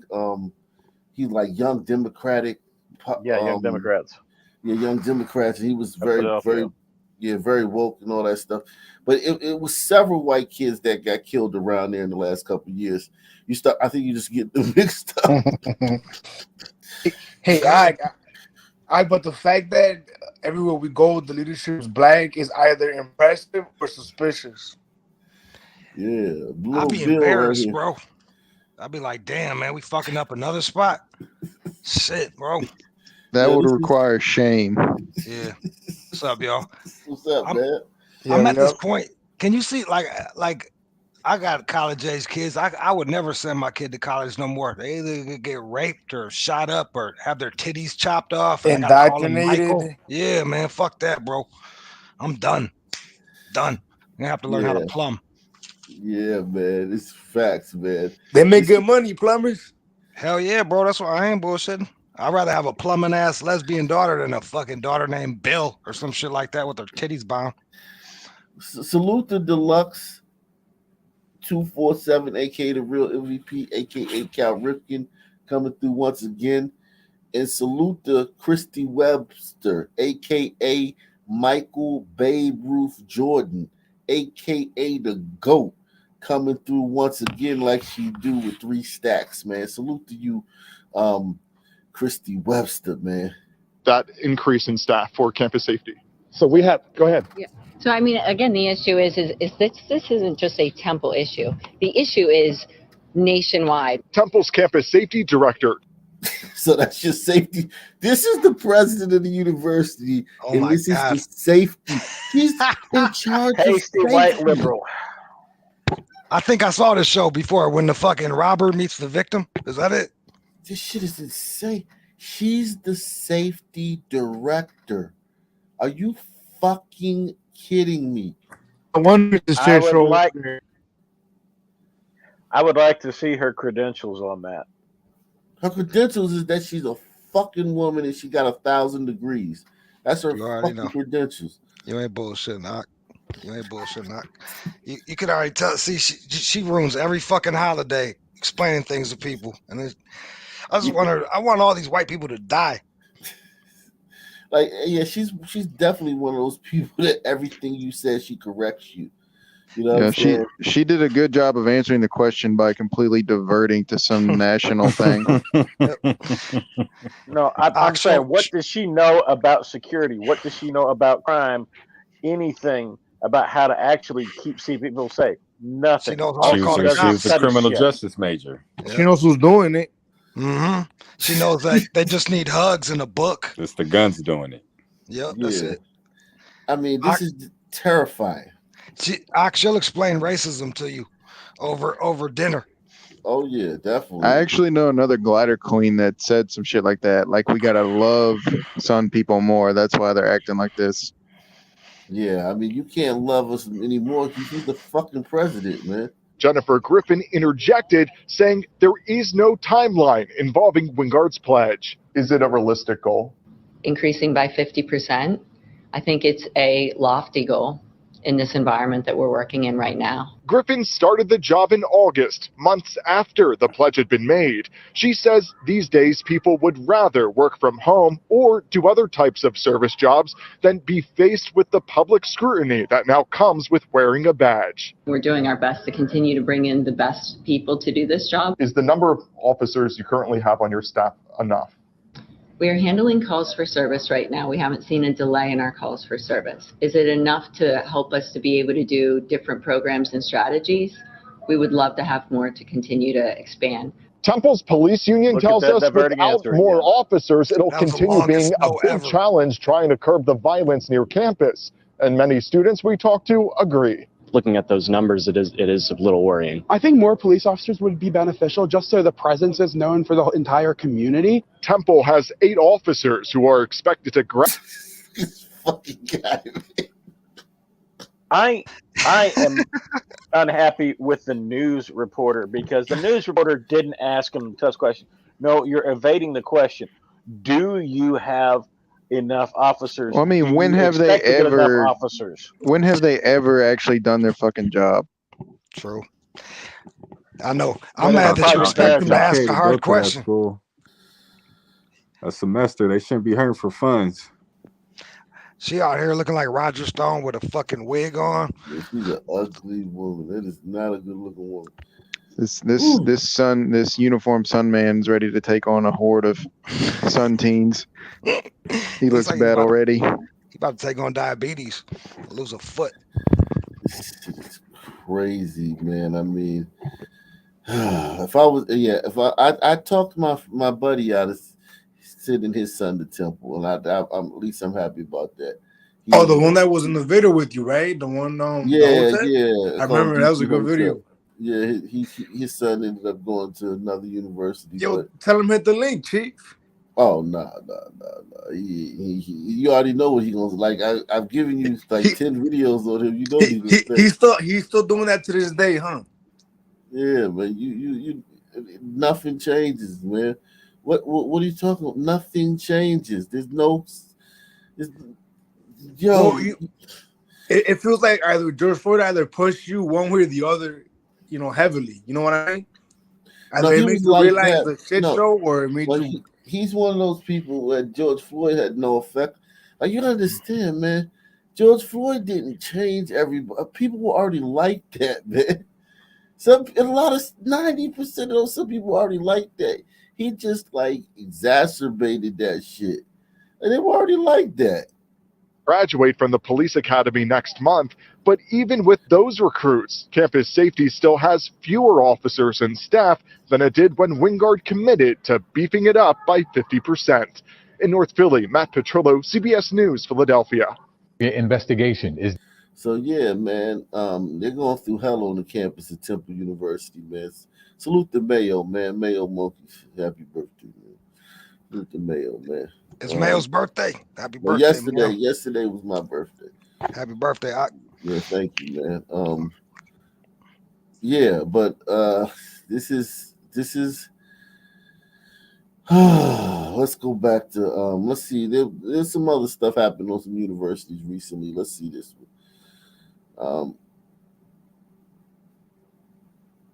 All new tonight, police are working to find out who attacked a Kennesaw State student outside his off-campus apartment over the weekend. Now, the student, who was black, says that 2 white men rushed him, beat him, and called him racial slurs. And just hours ago, he spoke with the 11 Alive's John Sherrick, who joins us live. I'm thinking bullshit. In Kennesaw. Yeah, but let's just say this is just a beating, right? He just got his ass kicked, right? The race of the person is the perpetrators, the alleged perpetrators are mentioned. In none of those stories where all those Temple students went through all that shit was any time a race mentioned of any fucking perpetrator, and we know they were all black. Hours ago, he spoke with the 11 Alive's John Sherrick, who joins us live at his apartment complex in Kennesaw. John. What the student went through was frightening, possibly life-threatening, here at his apartment complex in Kennesaw late Saturday night. And police are still trying to figure out what led up to it all and who attacked him. Security camera video from late Saturday night shows the confrontation outside Jalik Roseman's apartment when he says 2 young white men he'd never seen before jumped him as he was coming home from work. They were hit. Jalik Roseman. 2 young, you think these were on burritos or white guys? I don't know, but this dude looked like a fucking bitch. I'd be ashamed if my son was out here with a little mask on, talking about 2 white dudes beat me up and call me names. Like, shut the fuck up, dog. I think he might have been on burritos, man. 2 young white men he'd never seen before jumped him as he was coming home from work. They were hitting me, they stomped on me, they pulled, and then they refer, as they're beating me, they're referring to me as black boy. They were just constantly saying racial slurs as they're Gliders. Roseman says they also kicked him in the face, broke his nose, and that one told the other to tear out his dreads. Roseman got away, banged on his window, calling to his roommate for help. He was bleeding and his nose was fractured. Emmanuel Osakwe and Jalik Roseman say allegations that it all started because Roseman had tried to drive into one of the white men with his car and had a gun are just not true. Oh yeah. Okay. Us gliders are known for just attacking black people in the street because we don't lose everything for that. Thanks. Yeah, like so. So he's the only one saying his side of the story, but This makes more sense though. Manuel Osakwe and Jalique Roseman say allegations that it all started because Roseman had tried to drive into one of the white men with his car and had a gun are just not true. He has no doubt what started it. Just pure discrimination and hatred because of color because of my color and my race. It wasn't. Yep. Yo, I'm telling you, this is bad for Sunmen because it gives them an automatic out. You're not gonna go 100% hard because you can always blame a fucking glider for your failures. Yeah, they've been doing that though, Razzle. I know, but look how it's turned out for cats. It's like, yeah, you can the job, but you still a fucking lame. Yeah, man. Damn, man. Wow. Like, bro came to school, got beat up, and then I never been treated like this, man. It's because of the color of my skin, man. Shut up. I believe this story that there was a prior confrontation, because white dudes ain't just coming in, especially in an apartment complex like that, just kicking no black dude's ass, because everybody will jump in. Like, you'll get jumped if you're a white guy just kicking the black dude's ass, man. What about the gun part? Do you believe that part? That he had a gun? I believe that there was a prior confrontation. I don't believe it was over the color of his skin. I don't think he had a gun because I think he would have blew it. I think he would have shot it. Oh, he you had a think gun. he was shot? I can believe it's a road rage incident. I can believe it's a road rage incident where he yelled at them and got at them and started going after them, and they said, "Oh, we'll take it out on you." Maybe. Yeah, I Find think over a parking spot, probably. Yeah, it was a prior incident. It wasn't. It just had nothing to do with skin color, man. I'm willing to bet. I did not provoke nobody. I'm betting I didn't say the anything towards racial nobody. slurs I are was all a just lie. coming home, just trying to get into my house. And as Kennesaw police continue to investigate, they're not yet ready to classify this as a hate crime, but they're asking anyone who might have seen any of this or might know who attacked the young man to call the Kennesaw Police Department. Reporting live from Kennesaw, John Sherrick, 11 Alive News. It's becoming unbelievable. That's what some Temple students are saying about crime. Oh, man. Unbelievable. Damn. It's like glider on glider crime. You see that shit? That old ass white dude trying to call it a hate crime. It's crazy, man. Give me another city, man. Let's see what's going on. Oh yeah, let's do East Lansing, man. Since isn't that where that's where Michigan State is, right? Yep. I think so. Yeah. Yeah. Lansing. Is that the state? It's the capital. One's next to the other. They're right next to each other. East Lansing, MSU, and then Lansing. That's where like Malcolm X and Magic Johnson are from. Man, Malcolm X and Magic Johnson. That's blocked down right there, man. That's a Mecca. Yeah, you can't get no blacker than that, man. Shit. Let's see what's going on over here, man. Let's see what else besides this. It says, oh, we got a survivor who dodged the gunman. Okay, let's see it. 6 News has been reaching out to people on campus to hear their stories of survival. And one man we spoke to says he was standing right next to one of the victims when he was shot. Darylyn Horn talked to him today. She's here for now with more on their heartbreaking conversation, and she joins us live from the campus of MSU. Darylyn, what did you hear from him today? Yes, Siobhan and Sherry. So the man we spoke with today is indeed a survivor. He says he was very shaken up during our interview today because the gunman actually pointed directly at him before he fired off shots, and he actually did fire off shots. Now, during our interview today, right in the middle, we found out exactly who the victims who died in the shooting were, and unfortunately, one of those victims was his coworker. Like, if I don't move, like right now, I'm gonna get shot. A harsh reality, but says he's thankful he's here to tell his story. None of us knew that there was even a guy with a gun in there. like until like we did know. Jackson is not a student at MSU, but has been working in the Union Cafeteria kitchen on campus since January. My God, they On Monday, found the around new 8 p.m., he Spicoli. realized it would not be a normal night of work for him and his colleagues. And they thought a balloon had popped. Then the gunman, Anthony McGray, barged into the cafeteria. I honestly do think he shot at me and missed. As everyone runs for cover, Gibson debated on running back. And because I thought of my coworkers and I was like, oh my God, like they're still in the kitchen. Like what, like, I don't know. I was just like wanted to go back, but then a student grabbed me and he was like, dude, no. The names of the victims who died last night, Alexandra Verna and Brandon Frazier, were released right in this moment during our interview. His girlfriend breaks the news to Gibson that Brian has died. It was Brian. Brian Simone. I don't know if I want to talk about this then, or if this is like, I was hoping that Brian was okay. Gibson says he hasn't gotten sleep since the shooting, and even though he's still here, he can't help but grieve for the victims affected. I don't know why I didn't get shot. Like, I don't know, like, why, you know what I mean? Because none of us deserve that. Now, as you can see, we're at the Rock here on CMU's campus, and students are still lining up to pay their respects to the victims that we lost last night. Now, as far as the story we're talking about right now, Gibson says the cafeteria where he works, the back door of that place is always open, and that is likely how the shooter got into the building and did what he did. Now, we will keep you posted on air and online as the story continues to develop, but it... Wow.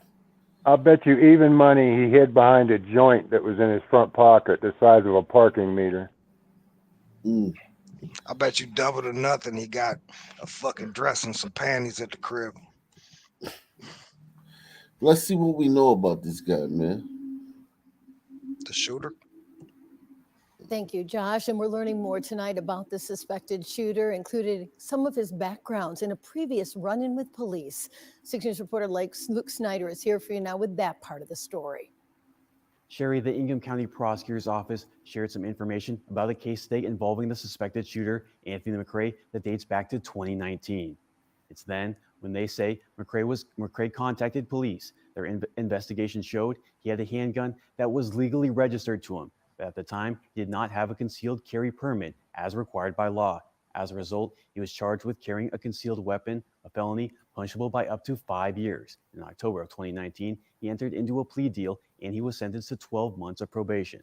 Last night and again today, police were at the suspect's father's house. We spoke with one of the neighbors who told us she was listening to the scanner when the police swarmed the block. Next thing you know, we're watching out the window and we're 10 minutes later, watching all these cops pull up, and just the street was just completely booked.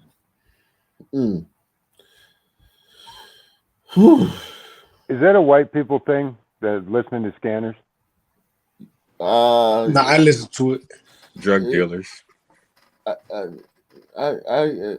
listen. My father-in-law used to listen to scanners, but I don't know a lot of some people that just sit around listening to scanners though. I'm not gonna lie, man. I feel like mechanics got scanners. Every time I go to get my car fixed. Let's see. I know some men that are stealing catalytic converters they got scanners. It's y'all the ones stealing. You on burritos, man. No. That's y'all, Well, I dude. mean, I'm sure we do it too, but I trust me when I tell you that some men do it. Oh, really? Hell yeah, I promise. I thought that was y'all. It's like No, we do it too, and the Gladiators do it too, but I think it's the brothers over here. In Cali, y'all got that shit on smash, bro. Them burritos got that shit going. Yeah, man, we got it. I mean, Cali, I can see that. Why not, Well, I mean, on burritos, like it's kind of like working with cars. That's like y'all thing, man. Salute to Doug Chunks, man. Salute to you, man. Thank you for the happy birthday. Let's see. They have rappers in Lansing, so let's see what happens. It's come true. A Lansing family learned today their missing son was found dead. It is our top story at 11. Thank you for joining us. I'm Sherry Jones. And I'm Siobhan Klepfer. After waiting nearly 2 weeks for any answers, the bodies of I'm gonna 3 bow men, out, including a night-night. Lansing-born rapper, have been found, according to the Detroit News. Our Josh Sanchez has been speaking with family and friends of Armani Kelly and has more tonight on how relatives are reacting to this tragic news. Josh? Sherry Siobhan, according to the Detroit News, the body of 27-year-old Amari Kelly, also known as Marley Whoop, was found in Highland Park. Police say Kelly and 2 friends went missing after a canceled performance on January 21. Family members I've spoken with tell me that the wait for an update has been heartbreaking.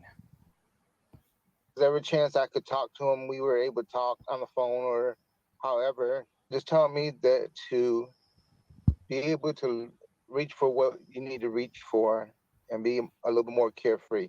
Manuel Navarez is Amari Kelly's uncle and lives in Georgia. He says he and his nephew became close when Kelly worked alongside him at a seafood distributor in Savannah. When Kelly returned to Michigan, Navarez says he felt his nephew was on a positive track, pursuing music and getting engaged. Kelly's mom, Lori Kemp, spoke with 6 News this week. She says her son was passionate about music. Kemp says her son's fiance was worried after a performance was canceled last month.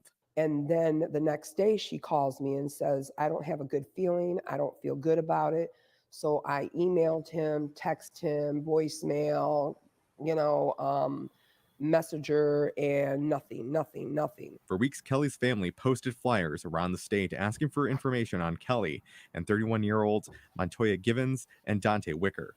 All 3 were supposed to attend that canceled performance at a club called Lounge 31.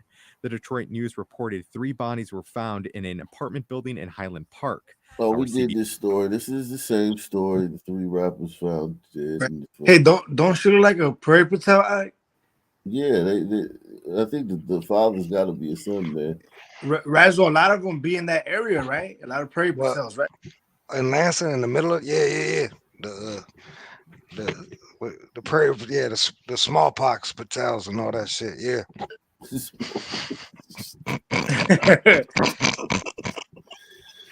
Yeah, Well, tonight, police say a 15-year-old is wanted for accidentally shooting and killing another teenager. Good evening, I'm Sharice Gibson. And I'm Devin Bartolotta. Police say the 15-year-old will be charged with 1 count of negligent homicide when he's found.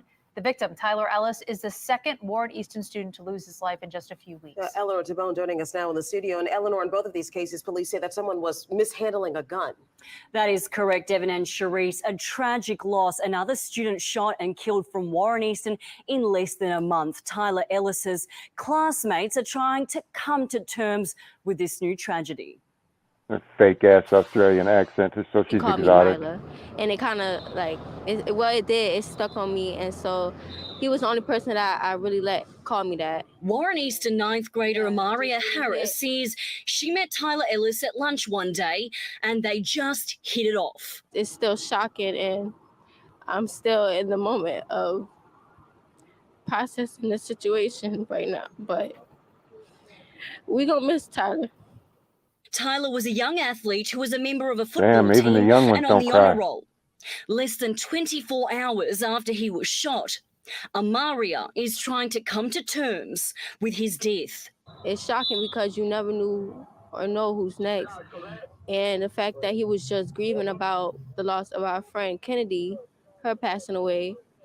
This is the same school where that little girl, that young girl was at a sleepover with a bunch of girls, and a sudden man in the next room shot a bullet through the wall and killed Was him. he in the next room or in the next apartment? I don't remember which, but He yeah, was I in think the this next is that one. Yeah, so the next, but he wasn't in their room.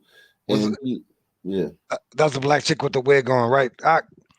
Yeah, she's a young, I think she's like 15 or 17, Yeah. 17, something like that, yeah. Wasn't she a mathlete or something? Yeah, She was gonna this go is- to college. She was crying about it. Yeah, this is the same school. Yeah, this is that same school in 2 weeks later. And that's a Smarty school, right? Looks like they got uniforms on, but it's New Orleans, man. So I don't know how smart it is. This shit is crazy, man. It's devastating and shocking.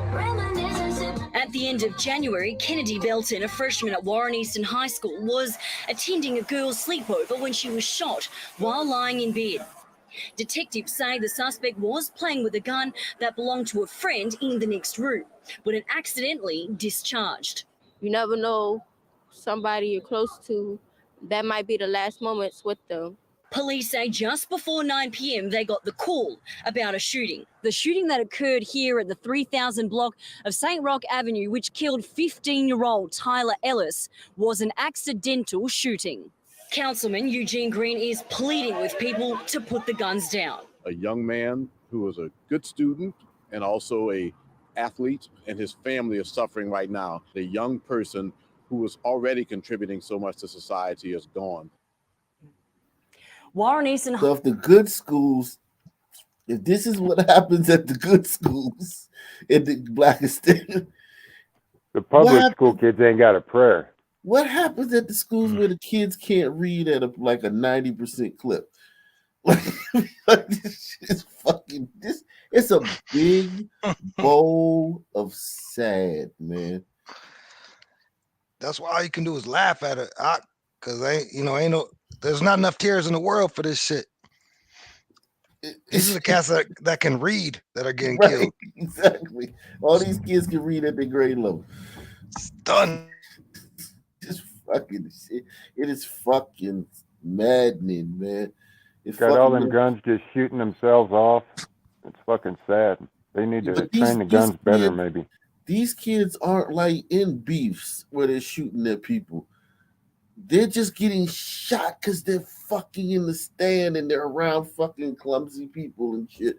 With guns and people that just don't care. There's no solutions, man. If there was ever proof that there's no solutions, I mean, come on, man. There's no solutions to this stuff. Hear me out, bro. Ladies, don't get mad. Just don't let them vote forever, and it'll straighten itself out in about 20 years, man. They're too feminine out here. Everybody's like a fucking chick, crying and begging and never taking accountability. I blame the tiny jeans. I don't know, man. I don't It's know white what- ladies, it's the glider ladies are killing everybody. They're killing Yeah. dolphins, they're killing fucking turtles, they're killing everybody. Several groups joined Vicksburg leaders at a town hall to address youth crime. They say last year they conducted around 1,800 youth court hearings. During the town hall, professionals discussed different strategies like mental health and outreach opportunities. It starts at home with the family. And from that family, we then build into the community. Depression in the state of Mississippi is 67% among 12 to 17-year-olds. So what I've done is put together in the community a snapshot, not all the expertise, but a snapshot of the people that can give me the guidance to make this a reality. That was Mayor George Flaggs, who recently instituted a curfew for teenagers. It came after the shooting death of a 13-year-old where the suspects were also teenagers. That's in Louisiana too. That's Jackson. That's outside of Jackson, Mississippi, man. Oh man. Give me a city, man. Let's do a couple cities, man. Dayton, Ohio. That's a cesspool. Dayton. That's a good one. Dayton. Your mic is hot too, Razzle. Your mic is like picking up everything. Is this better or is that awful? Sorry, let me turn No, that shit I down. don't think it's the. I think it's that you just like Hit it. boxing. You boxing with your mic, man. You know You what? could I do was trying to. Toledo too. Yeah. Is that Yeah, you cool, but And my wife's family's from Warren, Ohio. That's a rough town. man? All of Ohio's fucking. It's like Midwest and redneck at the same time. Yeah, this is Sonny. They had a rap group called the Dayton Family back in the day. They were pretty rough. They're from Flint. Oh, they're from the Dayton family's from Flint. Yeah, Dayton Avenue was like a road that they would Oh. sell dope on. It's grimy, dog. Okay, so the Dayton family's from Flint. Wow, ain't that a bitch? Whew. Let's They got see. Zapp and Roger though. Oh, Roger and Zapp is from Dayton. Mm-hmm. Oh wow. Okay. Let's see what's going on here. Kettering College is getting ready to launch a new program that would help connect people living in underserved communities to things like healthcare and other basic needs. They're looking for people to apply to become community health workers. And 2 News reporter Riley Phillips joins us live now to break down how this program will impact communities here in the Miami Valley. Kettering College received a $1.8 million grant last fall to start this new community health workers program. It's a semester-long program that will train people to become community health workers who will then live and work in places like West Dayton to help break down the barriers to quality health care. And the program itself helps break down barriers to education for the students enrolled. Janae Jasper moved to the Miami Valley to become a nurse, working in the emergency rooms of Kettering Health. Now she's leading the charge to help people living in underserved communities. My mom is an immigrant from South Africa. My dad was adopted at a young age. And even though I did grow up in a single parent home and work through college, I was able to be here, get my bachelor's degree, become a nurse, and now I'm here in this program so I can help others do the same. Jasper is the director for the new Community Health Worker Certificate program at Kettering College. Community health workers bridge the gap between community members and their healthcare providers. Community health worker role is a liaison between the community and the healthcare side of things, so they can actually connect individuals with resources to help them meet their health goals. Jasper is looking for applicants who are passionate about helping others and people who even experienced health disparities themselves. Because they will be coming from the community, right? They can say, hey, I have used this food pantry before, or hey, I've been to Job and Family Services. I know they're going to take care of you, just like they took care of me. So this will be a very personal, trusting relationship that the community health worker will have. And some of them have even gone through these issues before. The semester-long program includes both classroom learning and time working out in the community. And thanks to a $1.8 million grant, tuition is completely covered, along with other things that could prevent people from finishing the program, like buying a laptop or being able to pay for childcare. It's really difficult to be a working individual and have children or other people that you have to take care of and really balance that. So we want to do our best to help alleviate that off the students. Wow. Hey, man, that's good, man. I mean, fuck, there's no excuses, right? They'll fucking watch your kids. They'll fucking make sure you get there.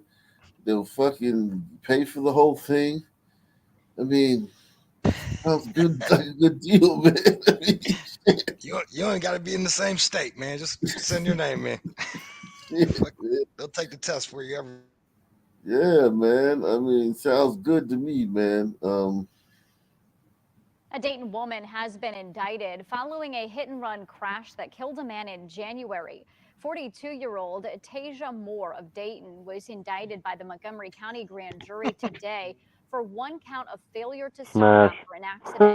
The crash happened January 22nd in the 3500 block of Hillcrest Avenue for reports of a man on the side of the road partially covered in snow. The victim was later identified as 60-year-old Ray Kennedy of Dayton. Moore is scheduled to be arraigned Thursday. So she ran over a 60-year-old man. Good thing she got caught, man. They got to start catching these people. This shit is out of control in Blackistan. That fucking hit and run shit is like the silent killer no one wants to talk about. We did a show on it. We covered it one time. It's insane how many fucking hit and runs happen in Blackistan. Absolutely insane. It's like one thing leads to the other. Like the cops can't pull nobody over, so the hit and runs go up, and now you got dead old people. Exactly. A Dayton man is facing 2 charges for shooting a person in a line for a food truck. The Montgomery County grand jury indicted Tyshawn Wilson on felonious assault of Give me an ID on Tyshawn Wilson, man. On felonious assault of a deadly weapon and physical harm. This stems from a shooting early on the morning of January 14th. Witnesses say around 2:30 a.m., Wilson walked up to the line of a food truck in Dayton's Oregon district. Wilson then cut in line, sparking an argument between he and other patrons. Police say Wilson then left the food truck and returned moments later with a handgun and shot one person in the leg. Wilson is currently being held at the Montgomery County Jail. I mean, they're treating the food trucks like it's a Popeyes. Damn. Do you think he meant to shoot him in the leg, or it was just a bad shot? We don't even know if that's the person he meant to shoot.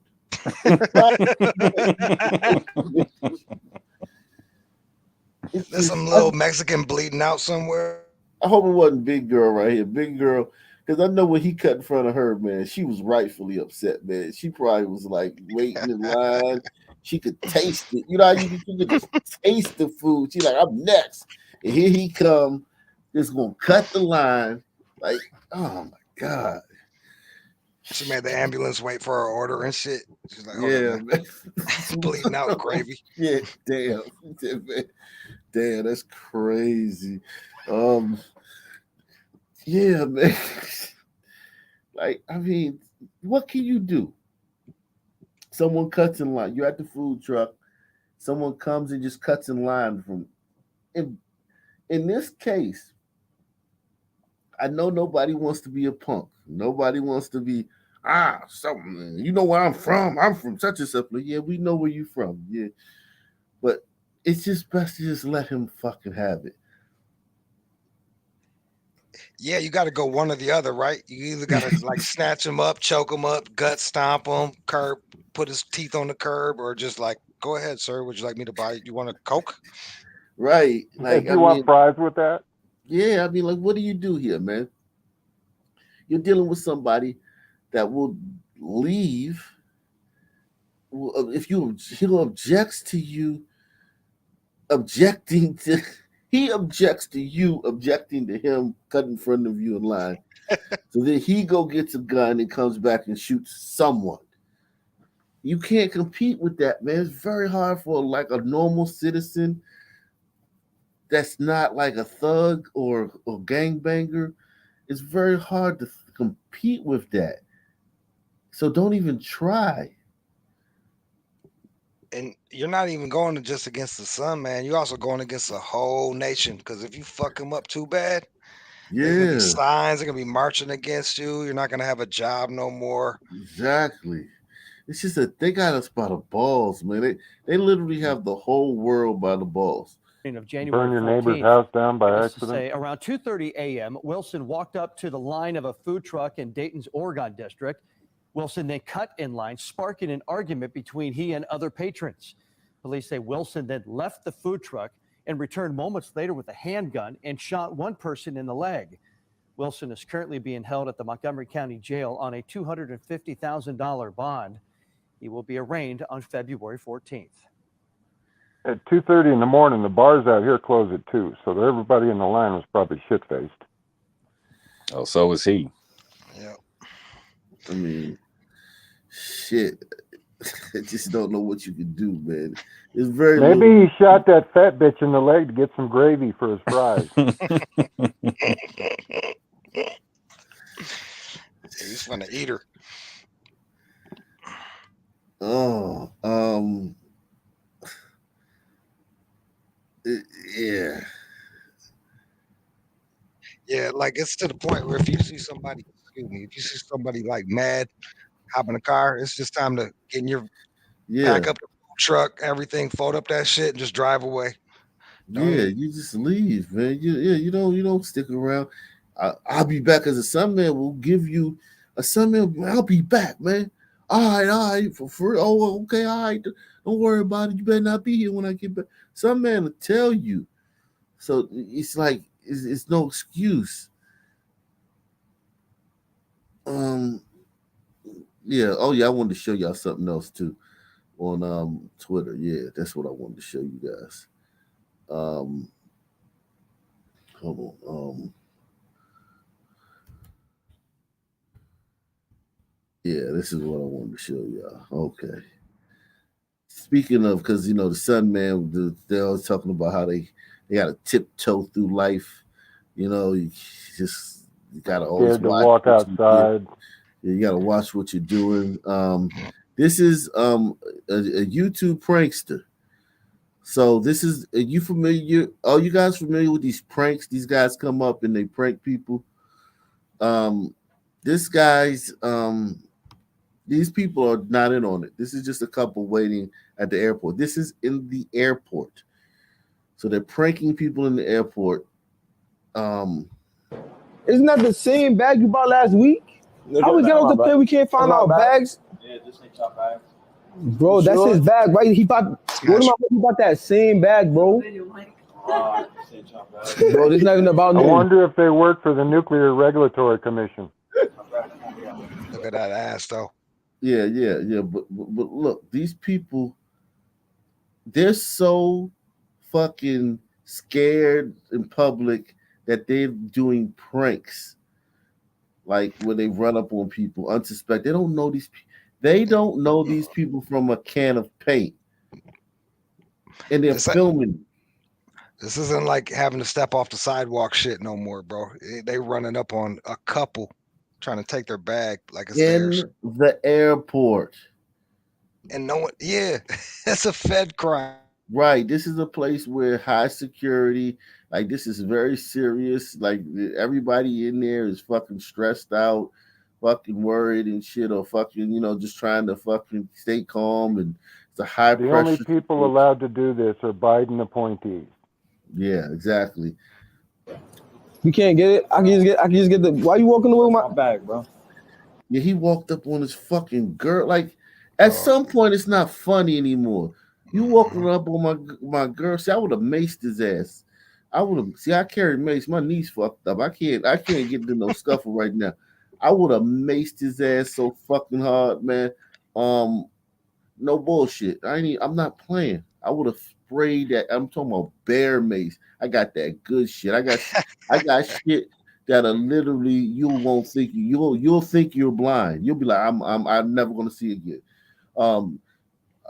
I would have pulled out maces, but I'm in the airport. See, damn, I was in the airport, so I wouldn't have had the mace with me. Damn.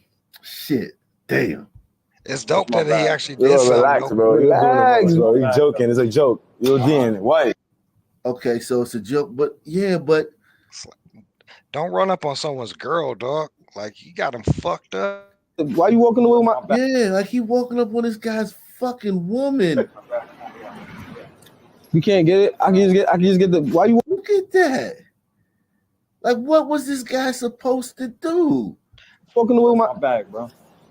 Touch my bag. Bro, relax, bro. Relax, bro. He's joking. It's a joke. It's a joke. I don't know you. We're not boys. We're not friends. It's not no fucking joke. This is harassment. And you weren't on fucking that 70s show. So nobody knows who the fuck you are. Right.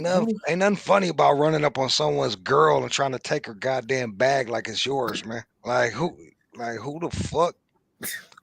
But watch, it escalates. So it escalates. But then, why? Like, I'm really on that. You don't know who I am? Google me, nigga. I'll beat you up, bro. Stop playing me. What? I'll scrap you right now. What? Nah. How you feeling? What? At her face.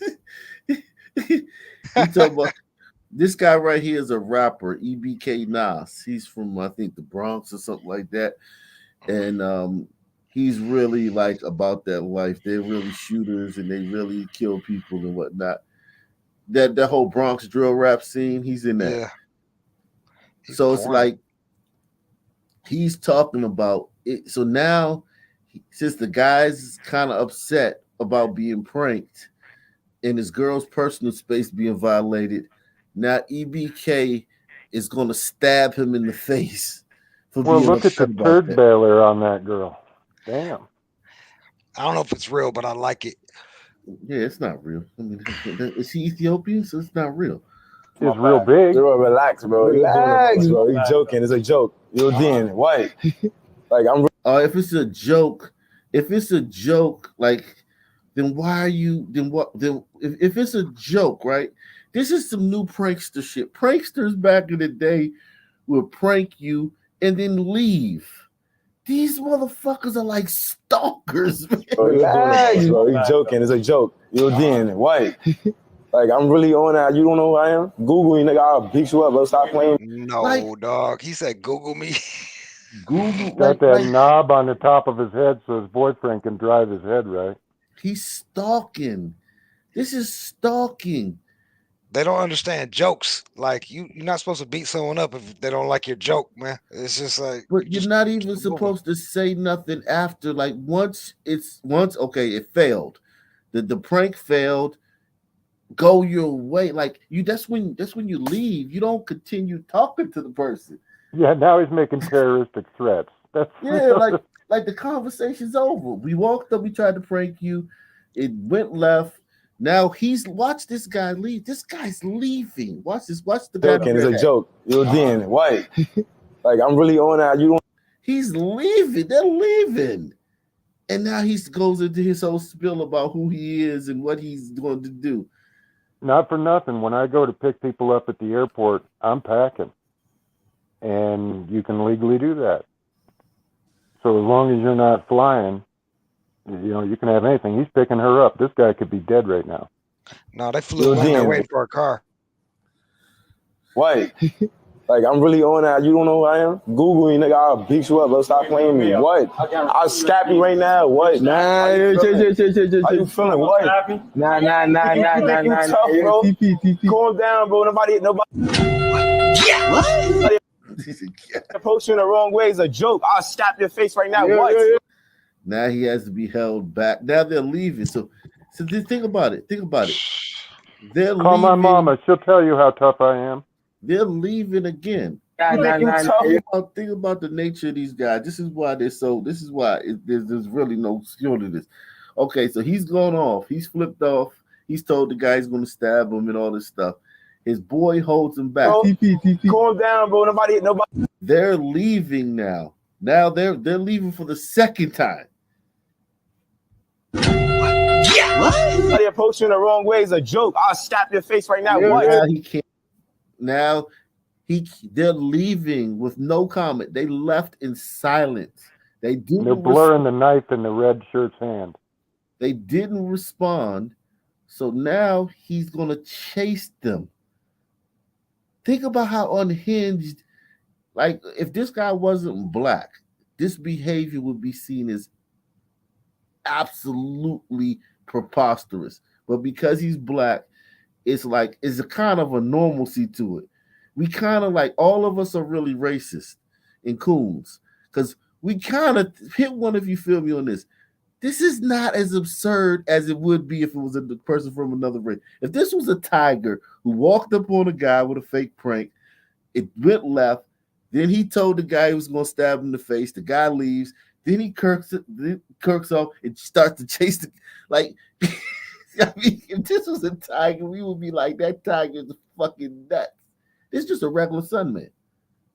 We all view this as just a normal Sunman, which makes a lot of us a little bit racist, man. It's pathetic, bro. It's really pathetic. Look how emotional that guy got just because no one knew who the fuck he was and didn't laugh at his jokes. Now you want to stab up somebody? Pathetic. And you're right, they're like, yeah, of course. No wonder. This is insane behavior. This behavior is insane. That's what I was talking about earlier. Like you let shit slide and then they keep doing it. And now that's just expected out of a cat. They're like, yeah, of course. This wasn't always like that. Cats was getting snatched up. Everybody didn't act like that on the camera. Look, that's what I do. Stop playing with me.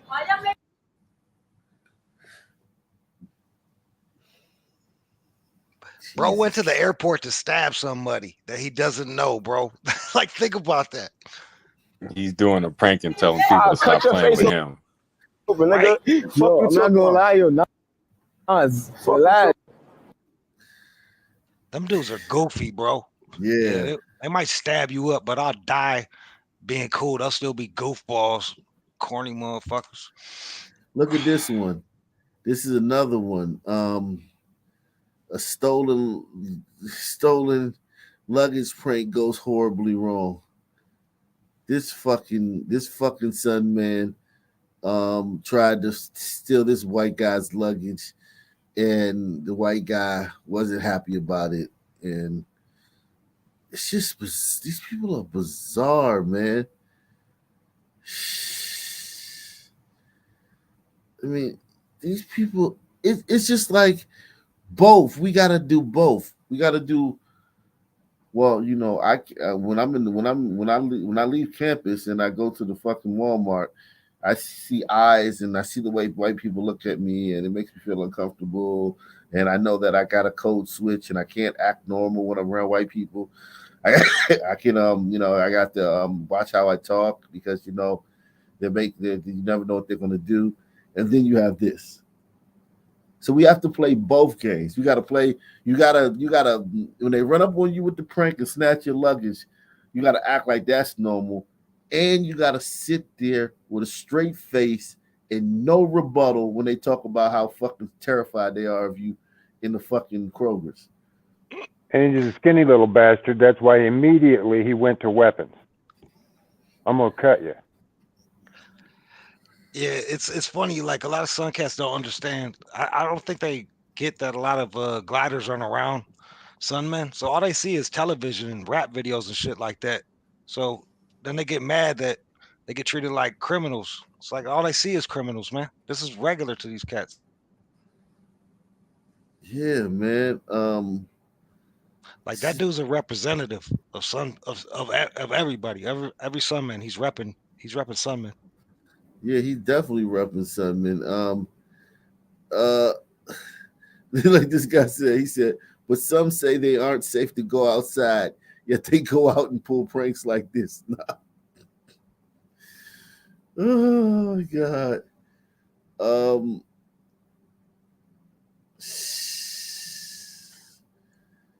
Shit is insane, man. I just don't know how we move forward inside, because this is only going to get worse. This doesn't correct itself. If you're hoping for these people to say, we got to correct this, we got to change this only gets worse, man. This never gets better. I feel bad for you gliders, man. I'm a Sun man. I'm used to this. This is just how Sun men act. It's nothing to me. Like, I'm like, it's just, and it's nothing to y'all either. But y'all have to be like, I'm not gonna be called a racist or anything. Give me another city. Where were you so far? Just give me another city. It probably don't. In Pittsburgh, there's a drive-by at a high school. Hey. Yeah, Pittsburgh is the gift, man. I'm telling you, Pittsburgh is like Memphis, man. I ain't even gonna lie to you, man. Pittsburgh is Memphis ain't got shit on Pittsburgh. Salute to Eric S, man, with the Cash App, man. Salute to you, bro. Yeah, Pittsburgh is fucking whoo. Let's see.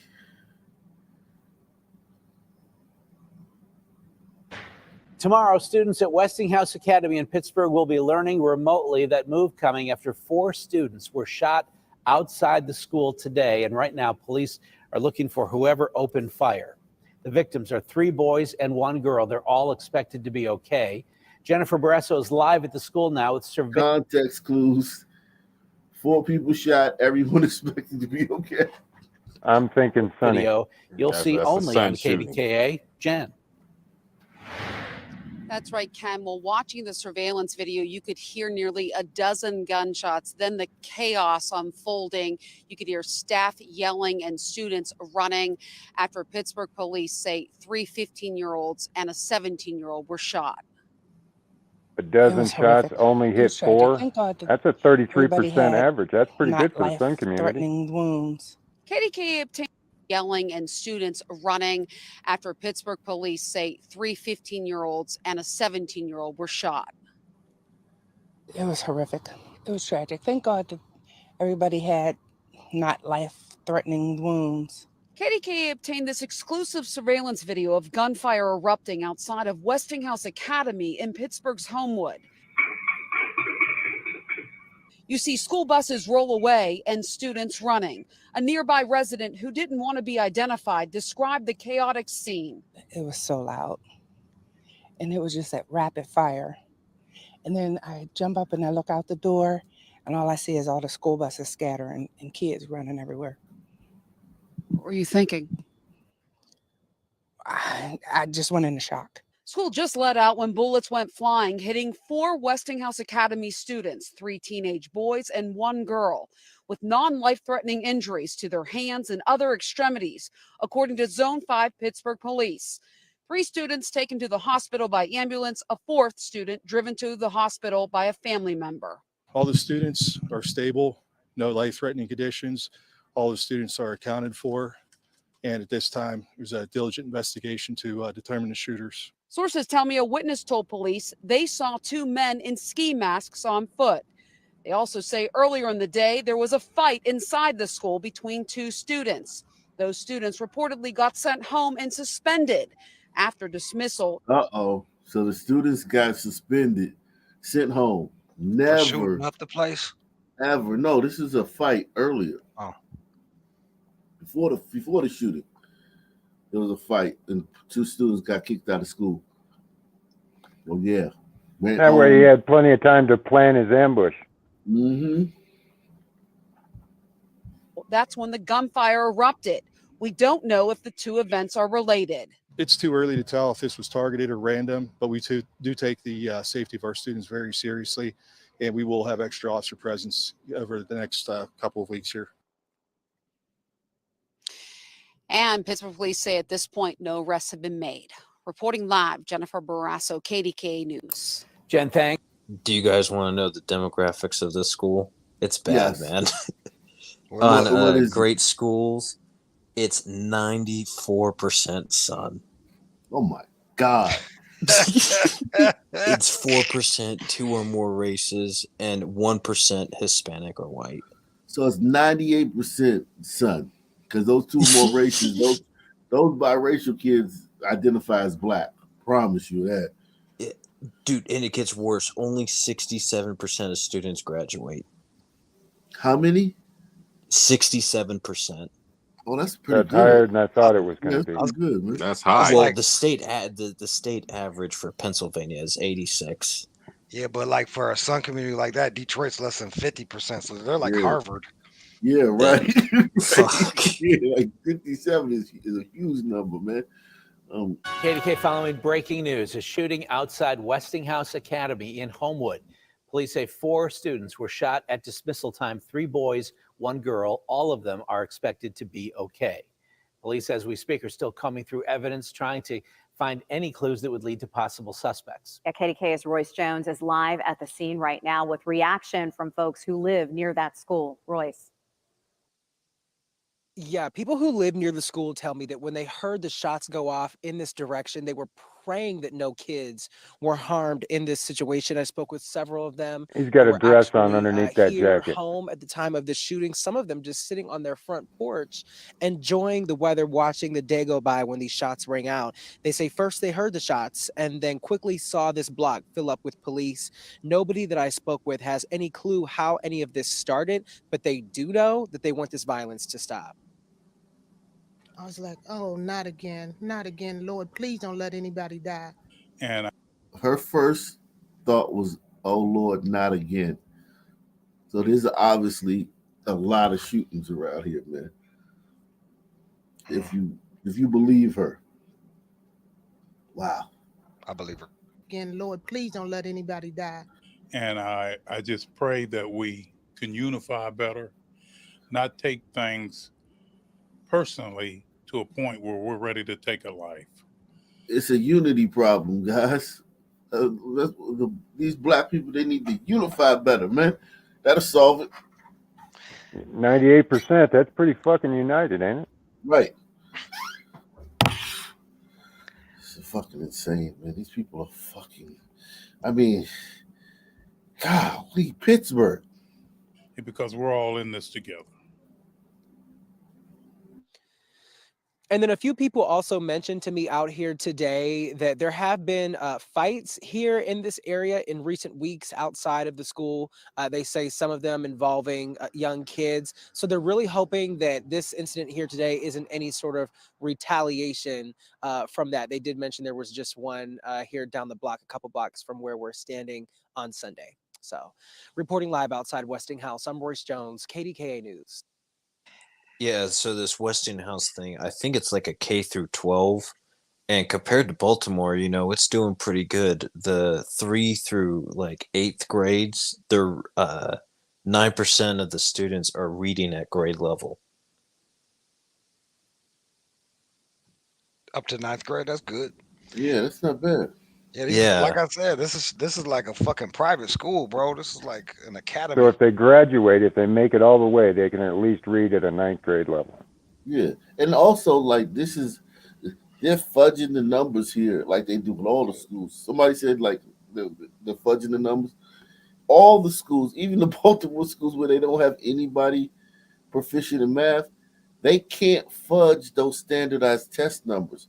They can. I bet you at those Baltimore schools where some little kids can't do math, I bet you those kids have good grades in math.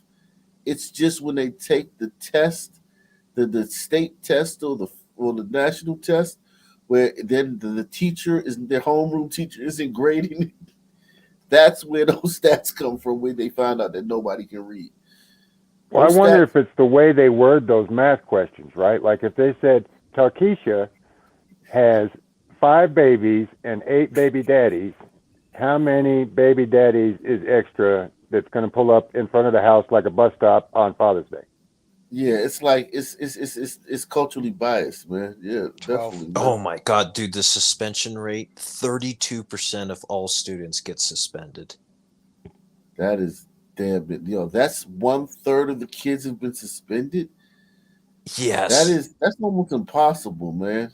No, man. They fudged the numbers. It is. Well, because you got to understand right now with the No Child Left Behind shit, like you know what? Oh, I've just figured it out.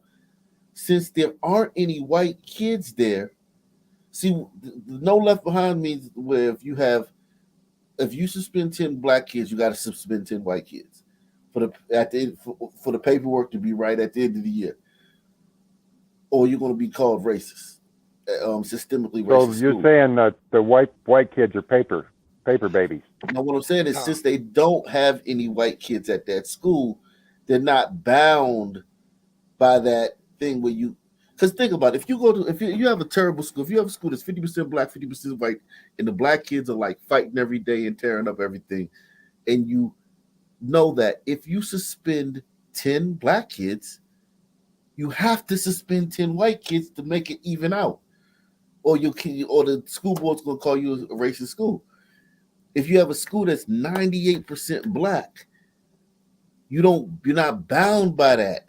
So you can just suspend kids at the normal rate you would suspend them for whatever they did. You understand what I'm saying? I get it. Yeah, they're not bound by that. They don't have to hold up that shit no more. They don't have to worry about suspending white kids. They can just do what they need to do. Yeah. Handle these cats. And they Well, probably that's- still not even suspending everybody. So that's probably why it's 31 out of every 3 kids have been suspended, because you can just suspend kids when they fuck up. When they do something, you can suspend them. Wow, so that's what it looks like. 32. That's what it looks like when you don't have to fucking worry about Obama's No Child Left Behind shit.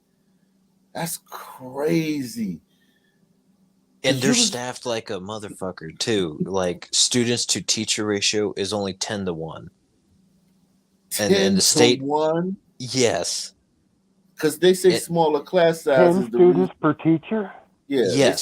they said that was a problem with black kids learning, is that the class sizes were too big. And I think 24-1 is like a smaller class size, and even 20-1 sometimes in some of these public schools, but 10-1, that's I literally think we that's had tiny. 34. I Yeah. think my school was 34-1. Exactly. 10-1 is like a super duper all inclusive private school. That's like $40,000 a year. Yeah, that's crazy. 10-1. That's My fucking. God. So there's no solutions. None. There are zero solutions.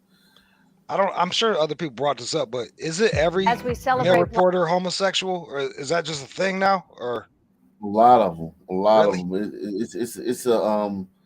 It's definitely part of inclusion. They're definitely doing some inclusion thing where they're like, including them, diversity, equity, and inclusion. I think that's what it has to do with. I don't think it's more gay people out there. I think it's just if you're gay and you apply to be a reporter, you get pushed to the head of the line. As we celebrate Black History Month, we're catching up with a local woman who had a front row seat to history in the making. David Highfield has the story of when Pittsburgh got its first Black police chief. Doris Hilliard first began working in the Pittsburgh mayor's office in the early 1960s when she was just 17 years old. 3 years later, she moved to the police bureau when then Inspector William Muggsy Moore recruited her to be his secretary in a rather unorthodox way. He just sent a police wagon over to where I used to work in the Strip District and gathered all my stuff up. He said, he didn't ask me if I'd be his secretary, he just moved me.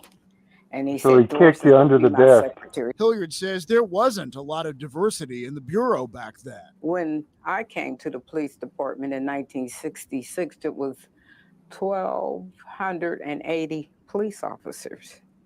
And out of that 1,280, it was only 106 Black Afro-American people working.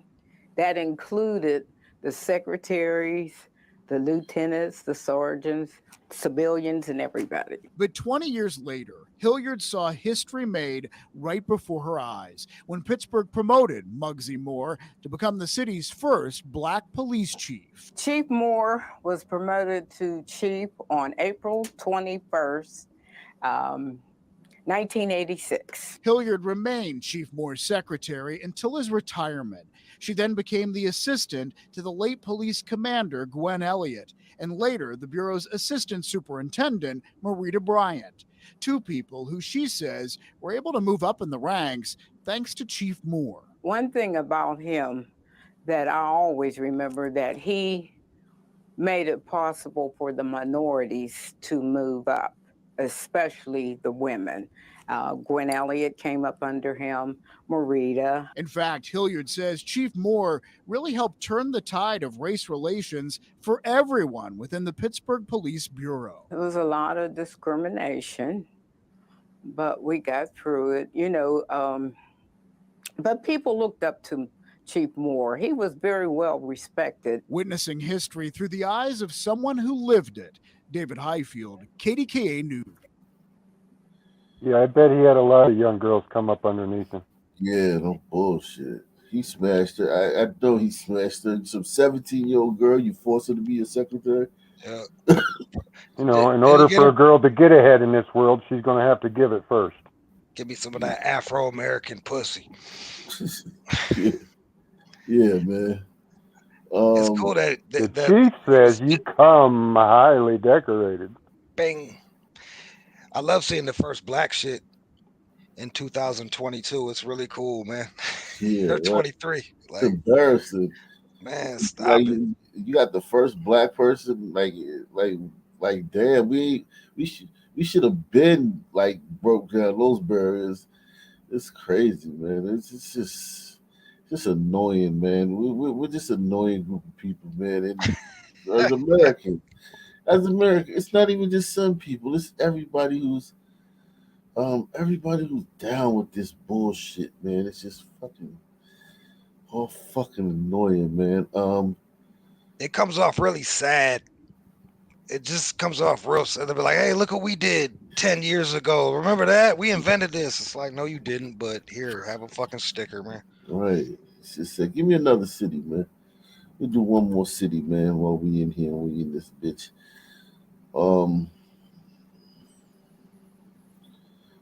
Omaha, Nebraska. We did Nebraska several times last week, so I'm gonna give Nebraska a break. Maybe we'll go there next week. We did Omaha and Lincoln last week. Have you done Salt Lake? No, we haven't done Salt Lake City, man. Oh God. Let's see what the Sons and the Mormons. Salt Lake City, man. Yeah, they finally allowed black people to join the Mormon church back when they, had the basketball team. There goes the neighborhood. The Latter-day Saints. Uh-oh. Floods of people will be coming to Salt Lake City to see the NBA's greatest players step onto that court. Fox 13 News reporter Lucy Nelson heard from Salt Lake City Mayor Aaron Mendenhall, also Police Chief Mike Brown, about public safety concerns come this weekend. Go one of two ways. Anticipation brewing on the streets of downtown Salt Lake. You either have a huge, great time here in Salt Lake and support our local businesses, or, 100,000 people, that's, anything can go wrong. Utahns have mixed emotions for what NBA All-Star Weekend means for them as locals. Bringing more people into a community, there's probably always going to be safety concerns for people coming in. When it comes to preparing to keep the public safe this weekend, Salt Lake City Police Chief Mike Brown says they've been working behind the scenes for a year now, getting ready for the event. Please understand, there's going to be some disruptions, make no mistake, to the normal way of life for all of us, especially those who are living and working near Vivint Arena. I asked Chief Brown what his advice to business owners, those living near the arena, and anyone attending the event would be. He says, if you see something, say something. Although we'll... All-Star Weekend, for you guys that don't know, it's like a black holiday. There's going to be hundreds of thousands of black people descending on Salt Lake. The NBA All-Star Game, yes. They're going to see more black people in Salt Lake than they have. Now, for the record, when we did the video on that Rachel Richardson, that girl, that volleyball player who did the race hoax at BYU, we did find out that almost every member of the Salt Lake City School Board is a black, and they're like from Miami and shit. Like a bunch of people from Miami are on the fucking, literally, I did a video about it. The Salt Lake City School Board is inundated with black people. Oh my God. But the school system is like 95% white. So it's weird. It's weird. See something, say something. Although we'll have extra office. And they have a lot of Sudanese immigrants here. A ton of Sudanese immigrants. Many of the black people in Salt Lake are Sudanese. Oh my God. These gliders on the ground. We need everyone in our community to help us. Community safety starts right there with our community. The people who live and work and visit downtown. He and Mayor Aaron Mendenhall say a big concern is traffic and road closures, encouraging people to use the free UTA track service offered this week. If you're going to try to drive downtown, think twice. Get on tracks, take a bus. Don't try to drive downtown.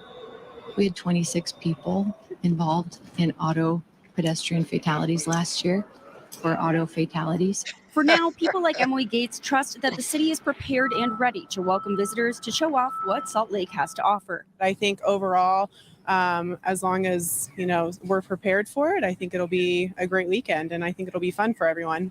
In Salt Lake City, Lucy Nelson, Fox 13 News.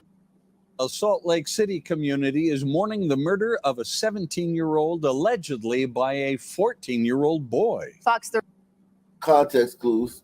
News reporter Emily Tenser was on Utah's Capitol Hill today, where legislators from both sides of the proposed bills think there are solutions to the problem of youth gun When did violence. news people have to start standing up? Youth violence, man. Youth violence in Utah. They're talking about youth violence in Utah now. On Monday night, a law enforcement and criminal justice committee rejected a bill that would have fined gun owners if their firearms were not safely secured, then stolen and used in a crime. Although that failed, two other gun-related bills on Tuesday night got the approval to head to the Senate. Thanks.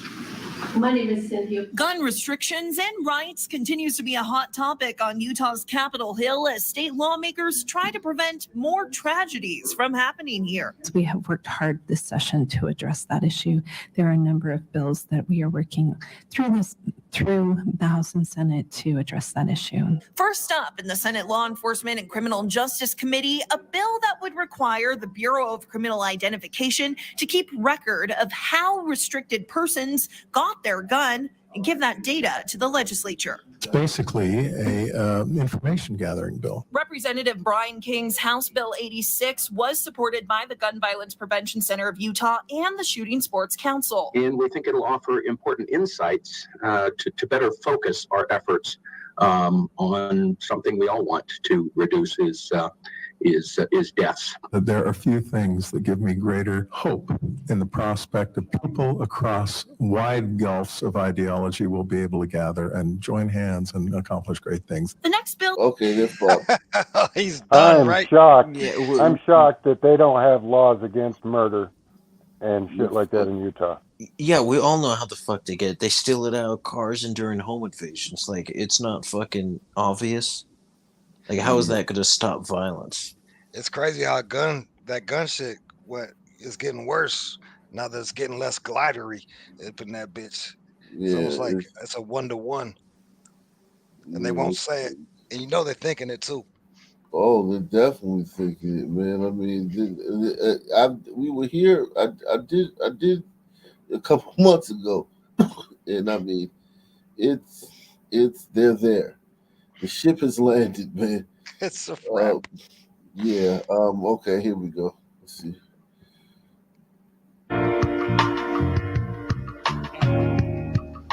An overwhelming number of young Black girls have a negative experience surrounding their hair. That's according to a study by Arizona State University.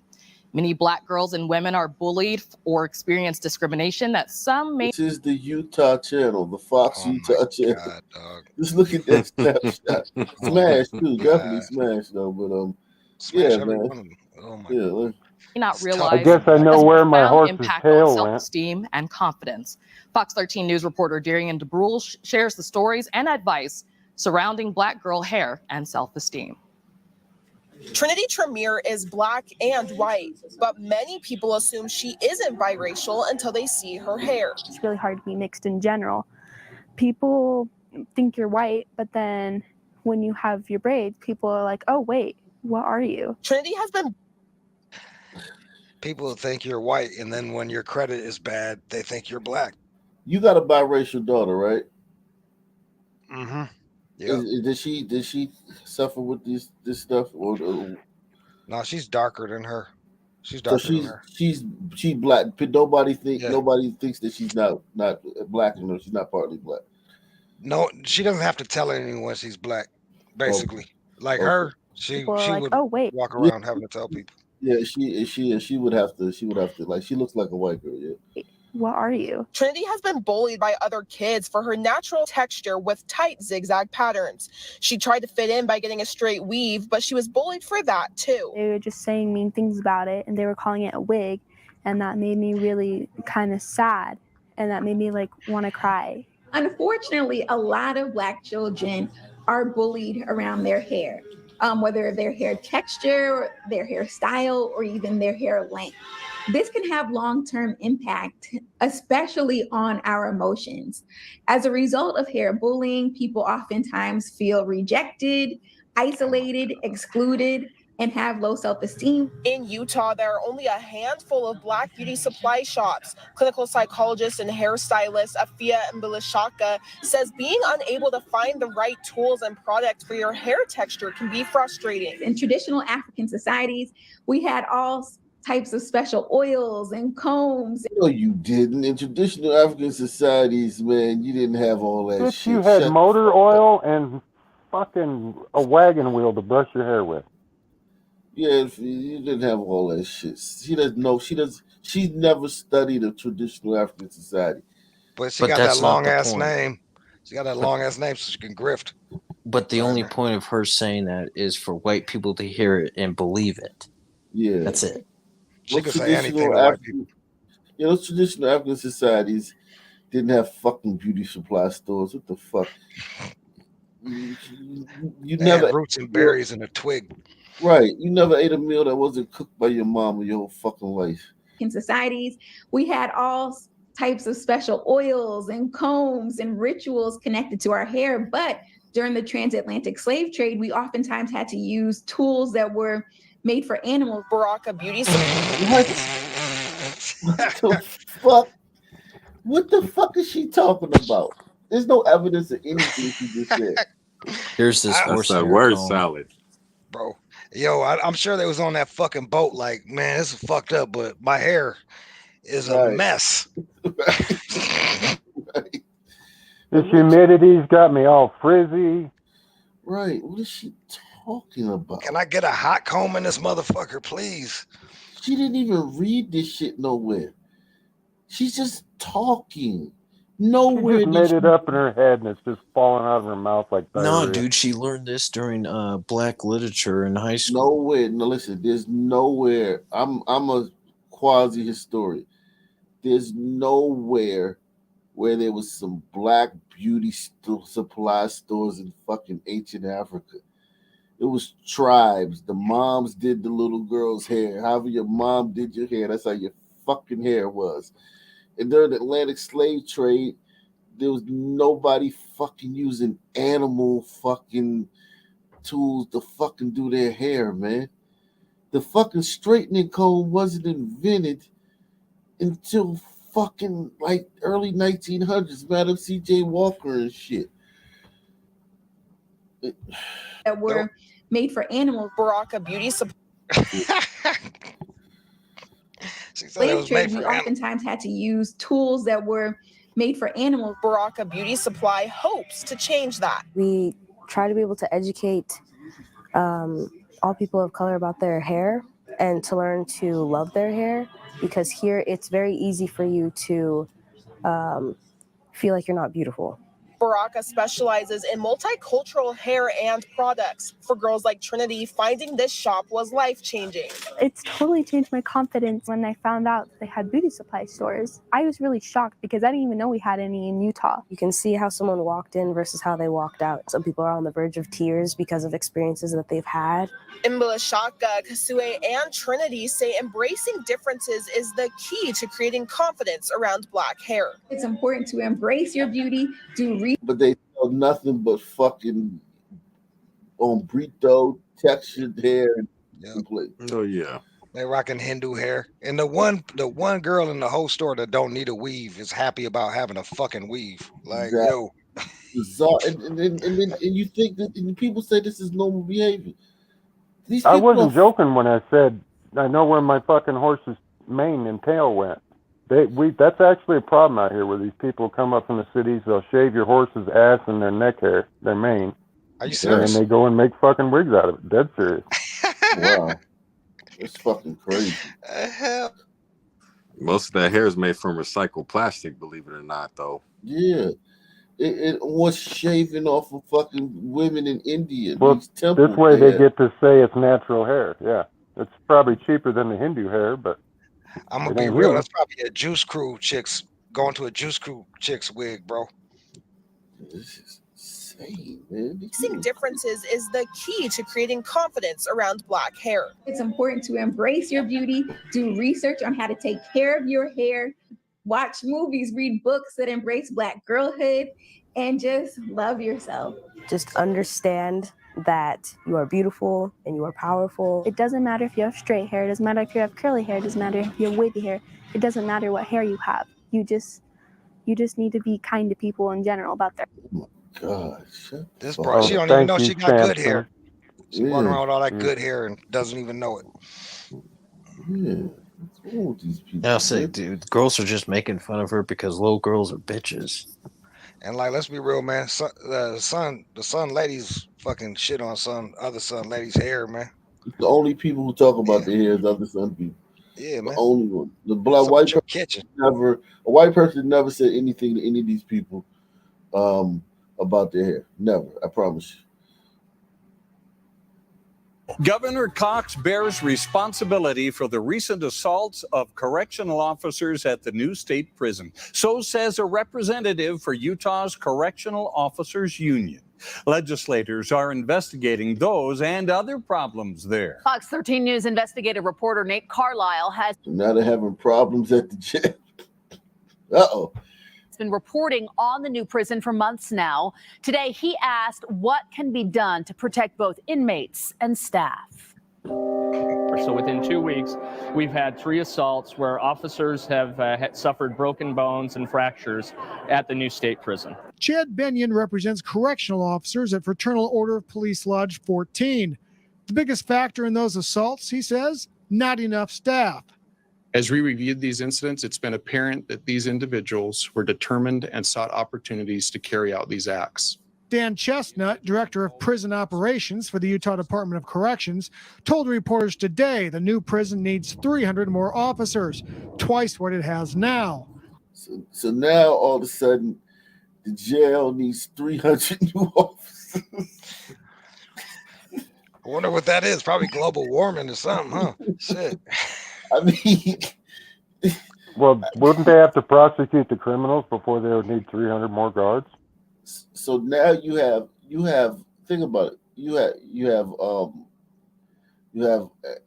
beauty supply. You need beauty supply stores on every corner. You need new gun violence bills and measures to stop gun violence, and you need 300 more correctional officers at your prison. What's changed in Utah? Even if those 300 walk through the door tomorrow, training them would take months. So Tuesday's discussion was on what can be done immediately. Some of the steps we've taken recently are to review communication systems, restructure movement in certain areas, reinforce training and structured housing, and thoroughly review our security measures. They need more monitors and cameras in certain areas, and there's still some blind spots that need to be addressed. This is on Governor Cox. Through the Herbert administration, he was there. These chronic problems are still existing. Proposals at the legislature would boost pay for corrections workers. The recent violence has spurred other actions on the Hill. We're having a legislative group look at it. We're also, I'm aware that our auditor's down there doing some audits. We're having him look to see what can be done there. I opened a bill to establish a task force to study this, to try and help them immediate with some of the challenges they have, and then long term. A task force to study this. Yeah, how long is that going to take? First, they got to appoint all the people. That's going to cost $250,000. Another $500,000 to talk about shit for a week, and then to end up doing nothing. Uh-oh. A House bill is pushing to get more transparency from the Board of Pardons and Parole on their decisions of the amount of time served by criminal offenders. It passed unanimously by the House Judiciary Committee last night, and Fox News reporter Lucy Nelson breaks down what it would mean if it's passed. I could never get close. Bro. The first person they talk to. Come on, man. Stop it. This is Utah, man. This is Utah. You know what happened? It was as soon as Gladys Knight became a Mormon, it was a wrap. Yo, yeah, definitely, man. I didn't know that, but yeah, if that's happened, then that's definitely a problem. So chat. I just want to talk to the chat. Am I cooning it up, and are these guys being racist on the chat on the panel? Because I mean, like, these issues. Listen, I didn't ask to come in. That was who decided? Who said Utah? Somebody else said Utah. That wasn't my decision. When I saw, that's Razzle. When I saw these issues, I just knew it was some people. The issues are the same issues that you're having in Memphis and Baltimore, and DC, and New York and Philly, and they never had these issues in Utah before. And now, poof, they have them. And I wonder what the similarities could be. I could never get closure if he was free. Donna Lowe Stearns prepares to board a flight home to Texas after coming to Salt Lake City for the first appearance of Book Book, the man accused of murdering her son, University of Utah football player Aaron Lowe. He was murdered by Book Book, a gentleman who. Wait, what? What did he call somebody? That's the immigrant you're talking about. Book got his ass. This is there's a lot of them here, and they're fucking worse than Sunmen. There's a lot of them in Nebraska too. If we would have went to Nebraska, we'd have seen this too. They're Book and Corn Pop out there tearing it up. Yeah, these people are fucking nuts, man. They have no admixture. These are sons to the infinite 50th degree. No Maybe his mom was used to hearing Bookham, Daniel. Oh, man. Book, the man accused of murdering her son, University of Utah football player Aaron Lowe. He was murdered by Book Book, a gentleman who had an extensive history in the criminal justice system. Her son's death I said, was brought up in a House committee meeting Friday. He was arrested for robbing a father and daughter at gunpoint for a cell phone. He was sentenced for that crime, which is a sentence that should be a first-degree felony. He was sentenced to 30 days in jail, credit for time served, and 36 months of probation. It was just a couple of months later that he murdered University of Utah running back Aaron Lowe. The discussion was prompted by House Bill 246, which aims to get more transparency from the Board of... Look at these people. These people are still adjudicating things as if they're a 100% glider city. They're still making decisions as if they're a 100% glider city. These people, and they're not going to adjust to the changing demographic, and it's just going to. These people are trouble, man. Like this guy right here, he. You trying to tell me he's not ready for Book, man? Come on, man. He's not ready for Book or Ak, man. He couldn't handle me. They couldn't handle me out there. Ak, man. Old Ak, man. By House Bill 246, which aims to get more transparency from the Board of Pardons in their decisions for criminal offenders. Lowe Stearns saying it's terrifying knowing her son's accused killer was released so quickly by the board after his previous criminal activity. It really upset me to find out that he was free. He should never been free. Representative Judy Weeks-Rohner says she's bringing the bill to the table with public safety in mind. When they make a decision, they base it upon the fact that the public safety is first priority. The board would also have to publicly display data on its website, outlining the rate of individuals committing violent crimes, committing them again after their release, and the reasoning behind each of the board's decisions to release the offenders. Pook. Oh my God, man. That gives us a better data point to look at to decide how effective our parole solutions are, how effective our prison system is, and ultimately be able to protect our state in a greater manner. Unlike some other states, Utah has indeterminate sentences where the board determines how much time a person does, not a judge. And most offenders don't have a set time they have to serve. If the board grants them parole, they can be released. See, all these laws where you don't punish people, these were made with gliders in mind. Now you have not only sons, but you got like rayon sons there, man. Fucking Book, man. He's starting so much. Yo, those Sudanese, man, they're doing the same thing. You know about what they're doing in Australia, right? Oh God, what they doing? They have their own watch team, dude. Yo, they have Australia's done. Put it like this: Australia's done. It's finito, finished. It needs no turning back. The Sudanese have already taken it. It's done. Forget about it. But here in Utah, they're starting over. It's not as many of them as there are in Australia, but they're starting to get they're different. Man, they're different. You'll be begging for African Americans once you get enough of these people in your town. I reached out to several prison advocacy groups this afternoon, but did not hear back. But for a mother waiting her son's accused killer's sentence from the board, the bill bears weight. I think they need to vote for this bill that you do the crime, you need to do the time. First time ever she said that. Right. Yeah, man. And listen, man, it's rough out. It's changed. I feel bad for these people, man. Because they don't have a clue. Like I told you the whole school board's black in the 95% white school district. These people, they're just, oh my God, these people are fucked. They're fucked. At least we get to see the real time, They though. done. Yeah, fuck. They're fuck. It's a rap. Because Yeah. book's coming from the equator to fuck y'all up, man. It's done. But we get to see it in real time, man. You know what I'm saying? We get to see it. We get to see everything, and this will be a good test case because we'll get to see them Like just the breakdown. Yeah, how it happens in real life. What it looks like in real. Dead Probably gonna and look two a lot like suspects South are Africa on the did. run after a Breakdown and the coping. It's the coping is going to be the best. Exactly.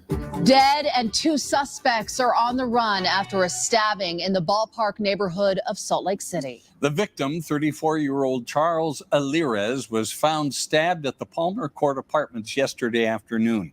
He would be pronounced dead at the scene. Fox 13 News reporter Chris Arnold spoke with two close friends of that man who are left wondering why this all happened.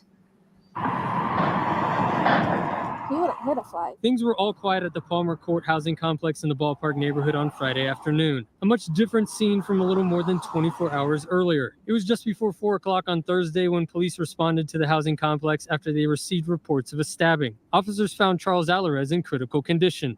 Despite efforts to render aid, Alirez would die at the scene. It marks the first homicide in the Ballpark neighborhood this year, the second in Salt Lake. Walking in the room, just him saying hi, and the first thing you would see was his smile. Cheyenne and Sarah Johnson say they are related to Alirez through their Navajo clan. He's just a wonderful guy. He was always out to help the community.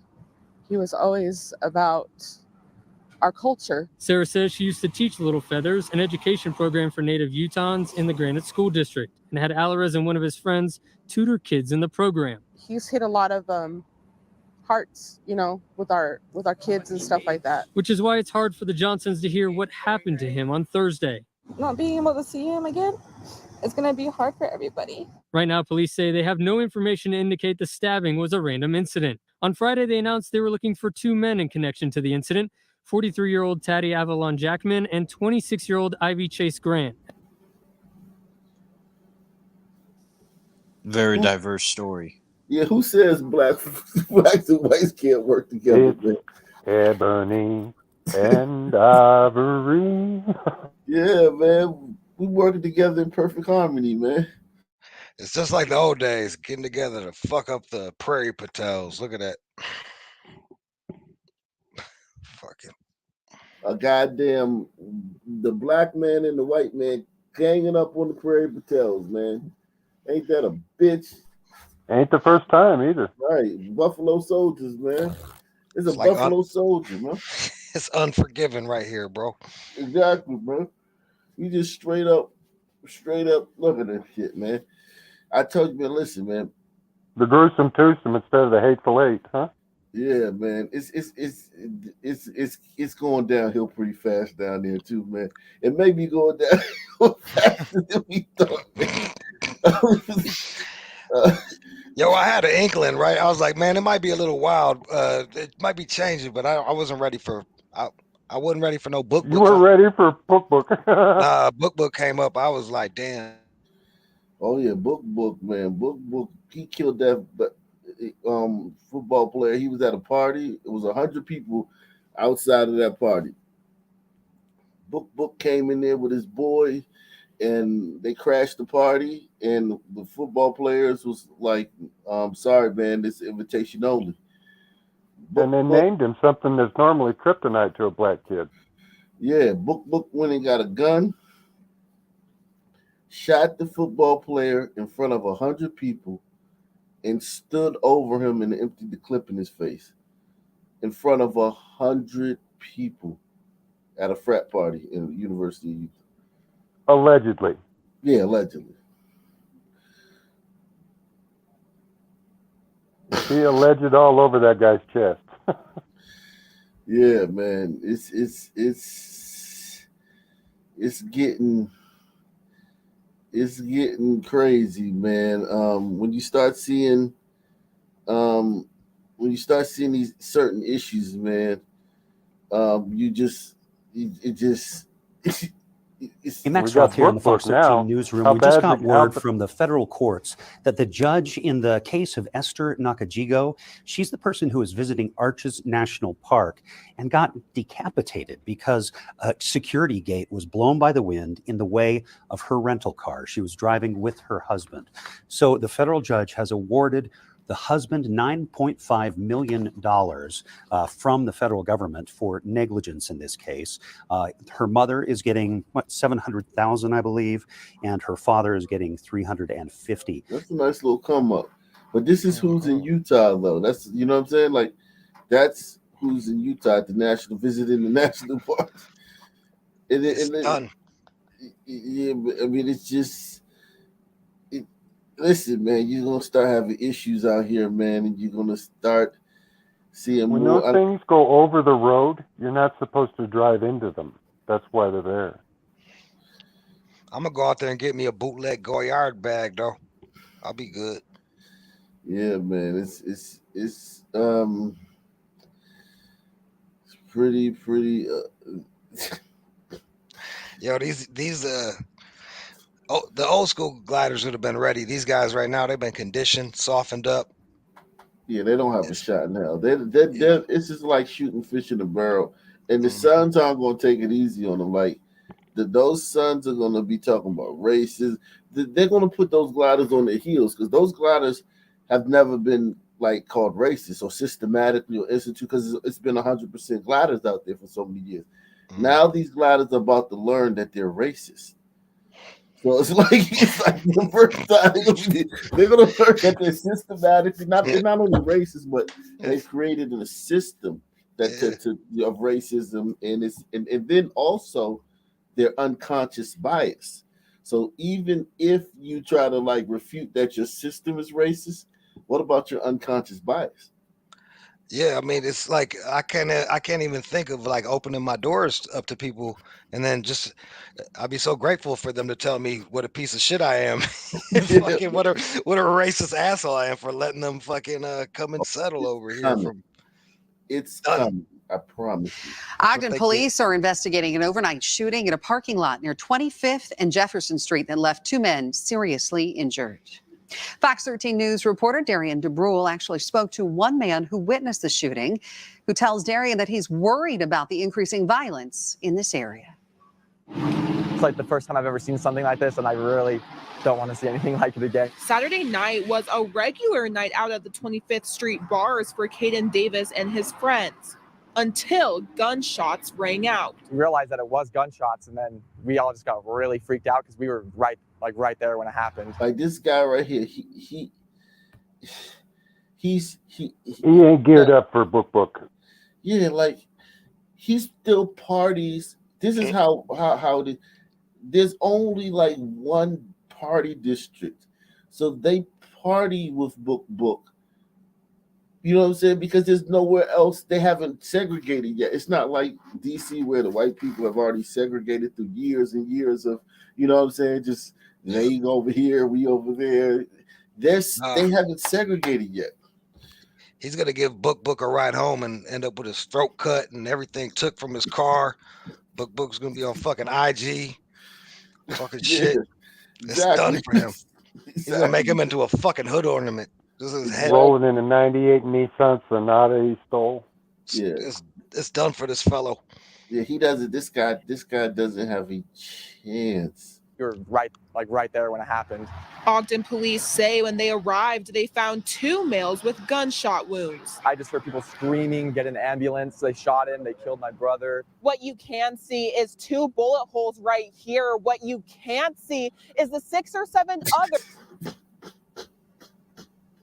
This is the second black female anchor. I mean, So basically, if you see, like, if you're a glider and you see a black lady on television telling you the news, move. Like, just get up and move. It's done for you. It's a wrap. Yeah, Because she's gonna tell you about how your cousins are gonna get killed in a minute. Watch. Yeah, this is a bad sign. 1 would have been troublesome, but 2, yeah. Through this front windshield. Police say this was a targeted shooting and both victims are expected to make a full recovery. Davis says he tends to stay away from 25th Street because of the violence. It is known for like a lot of shootings, especially. Okay, so he already knows. Okay, so the flag has been planted. He knows that, I mean, why did you go this night? He don't know. He says he knows. He don't know. I mean, you gliders, man. I guess, like, you know what? You grew They're up. dealing with book right now. What are they going to do when computer gets there? Yeah, man. I mean, listen, man. This guy. They got a lot of turned up Samoans out there too. Oh yeah, they got Samoans. Oh my God, no, that's Tongans too.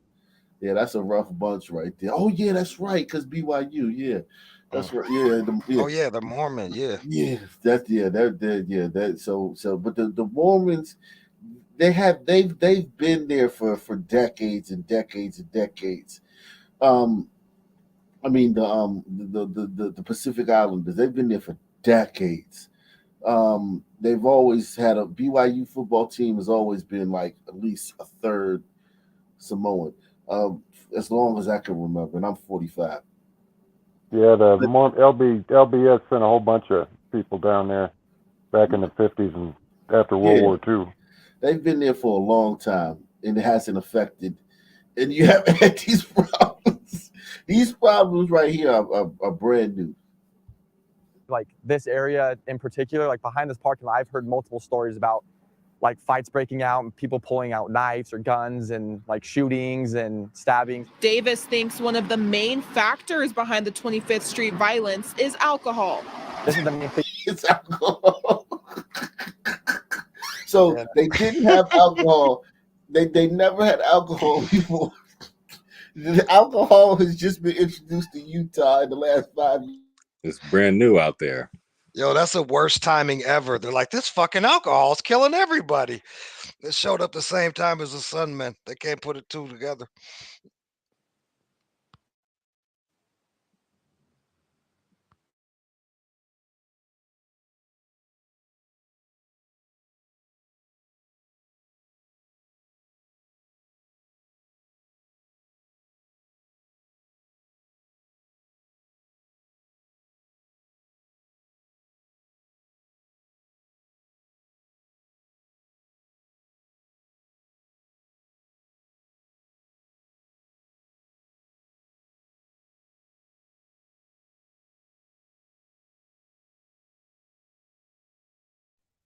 Anybody here or just me?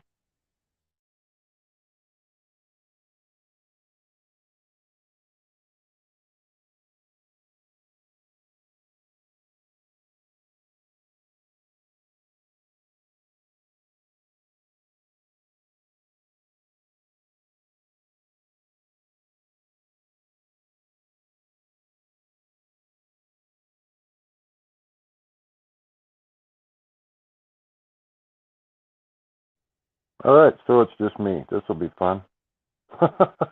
Everybody died. Book got everybody else. Little bastard.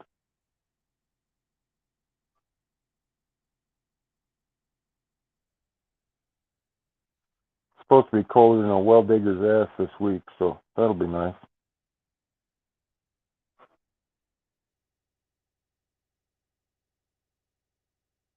So type 1 if you like it below 0.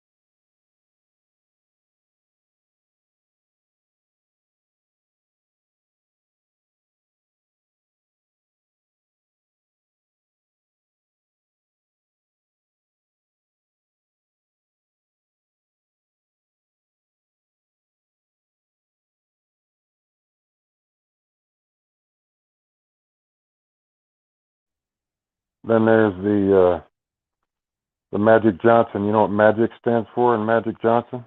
My ass got infected, coach.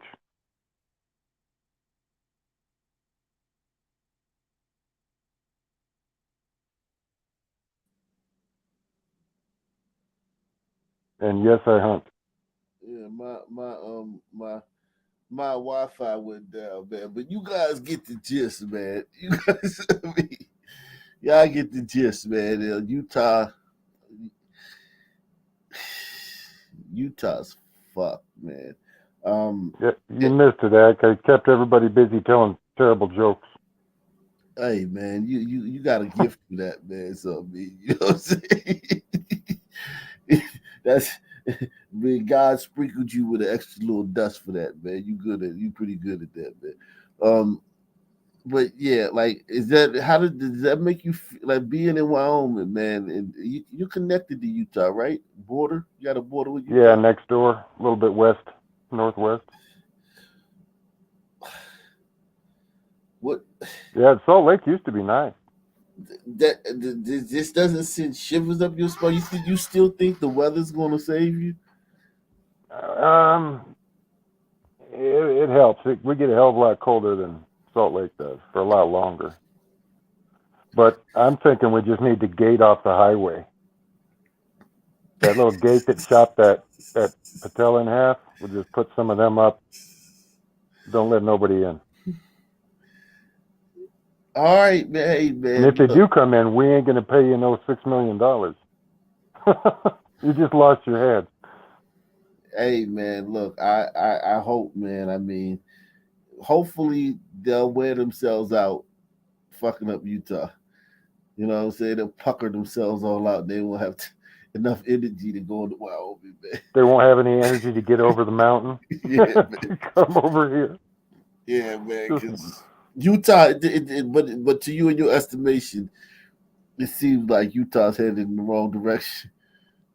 Well, judging from when I grew up, going there in the 80s, yeah, it's gone downhill a bit. Yeah, man. More crime than ever before. They got them stupid train things, and last time I was over there trying to ride those damn things, I couldn't even get it to take my money. So everybody who's going to this basketball thing is just going to ride the trains for free because the fucking machines don't work. Oh, God. Yeah, man. So yeah, they ain't ready for book. Yeah, book's gonna drop the hammer on them. Listen, man. I'm telling you, man. Those are rayon suns. Those are not normal suns, man. Those Sudanese. I mean, I'm even in like 5 to 10 years, you're going to see African Americans petitioning for their crime stats to be put separately. Because of the Sudan? Yeah, the South Sudanese, they're going to want African American Sudanese. They're going to be like, because of the nature, like they don't have filters.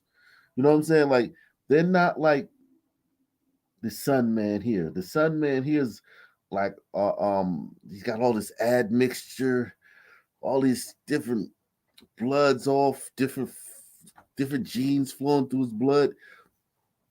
Those Sudanese are one 1,000% son. Yeah, they're straight from the motherland. Yeah, like they're not like they're different than Nigerians. They're different than Ghanaians. Than the Western African nations. Yeah, it's a whole. You Yeah, dealing that Eastern Northern Africa, that's pretty rough part of the globe. You're dealing with a different type of son, man, and I think Utah would probably be better to like get a trial run, bust their cherry with the regular son, man, before they. Seriously, man, it's Bring like in some brothers from Baltimore. Yeah, don't deal with Book yet. Yeah, Just fuck around with Baltimore. Yeah, like take a beginner's course in like some Baltimore thugs, because I mean you going straight to Yeah, they're coming off the high dive. Exactly, man. Exactly. They're coming off the big board. Right, man. They're like doing with no water in the pool. That's the problem. Exactly, man. Like you gotta crawl before you walk. You know what I'm This saying? poor kid's gonna hit the bottom of the pool and they're just gonna ask, but was there a splash?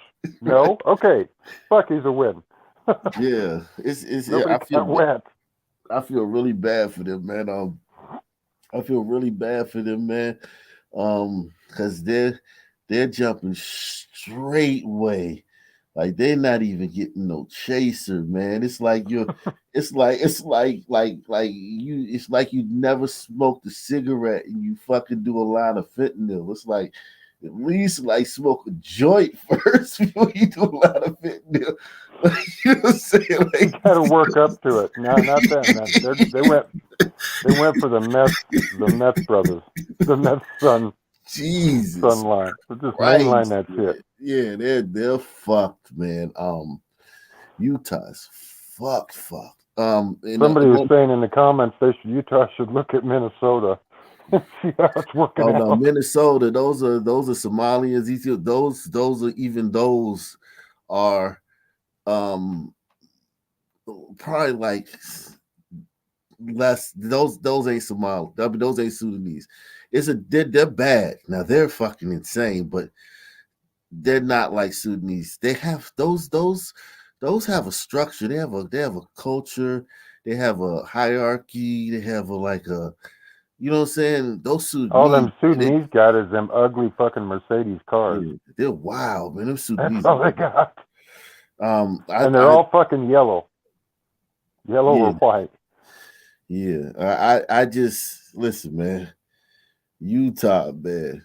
Woo, we gonna have to monitor. I'm gonna have to go back, make sure we go to Utah at least once a month to monitor that situation, man. Keep that in the rotation. Yeah, because they're in deep trouble. Pull it out when Pittsburgh doesn't do nothing. Right.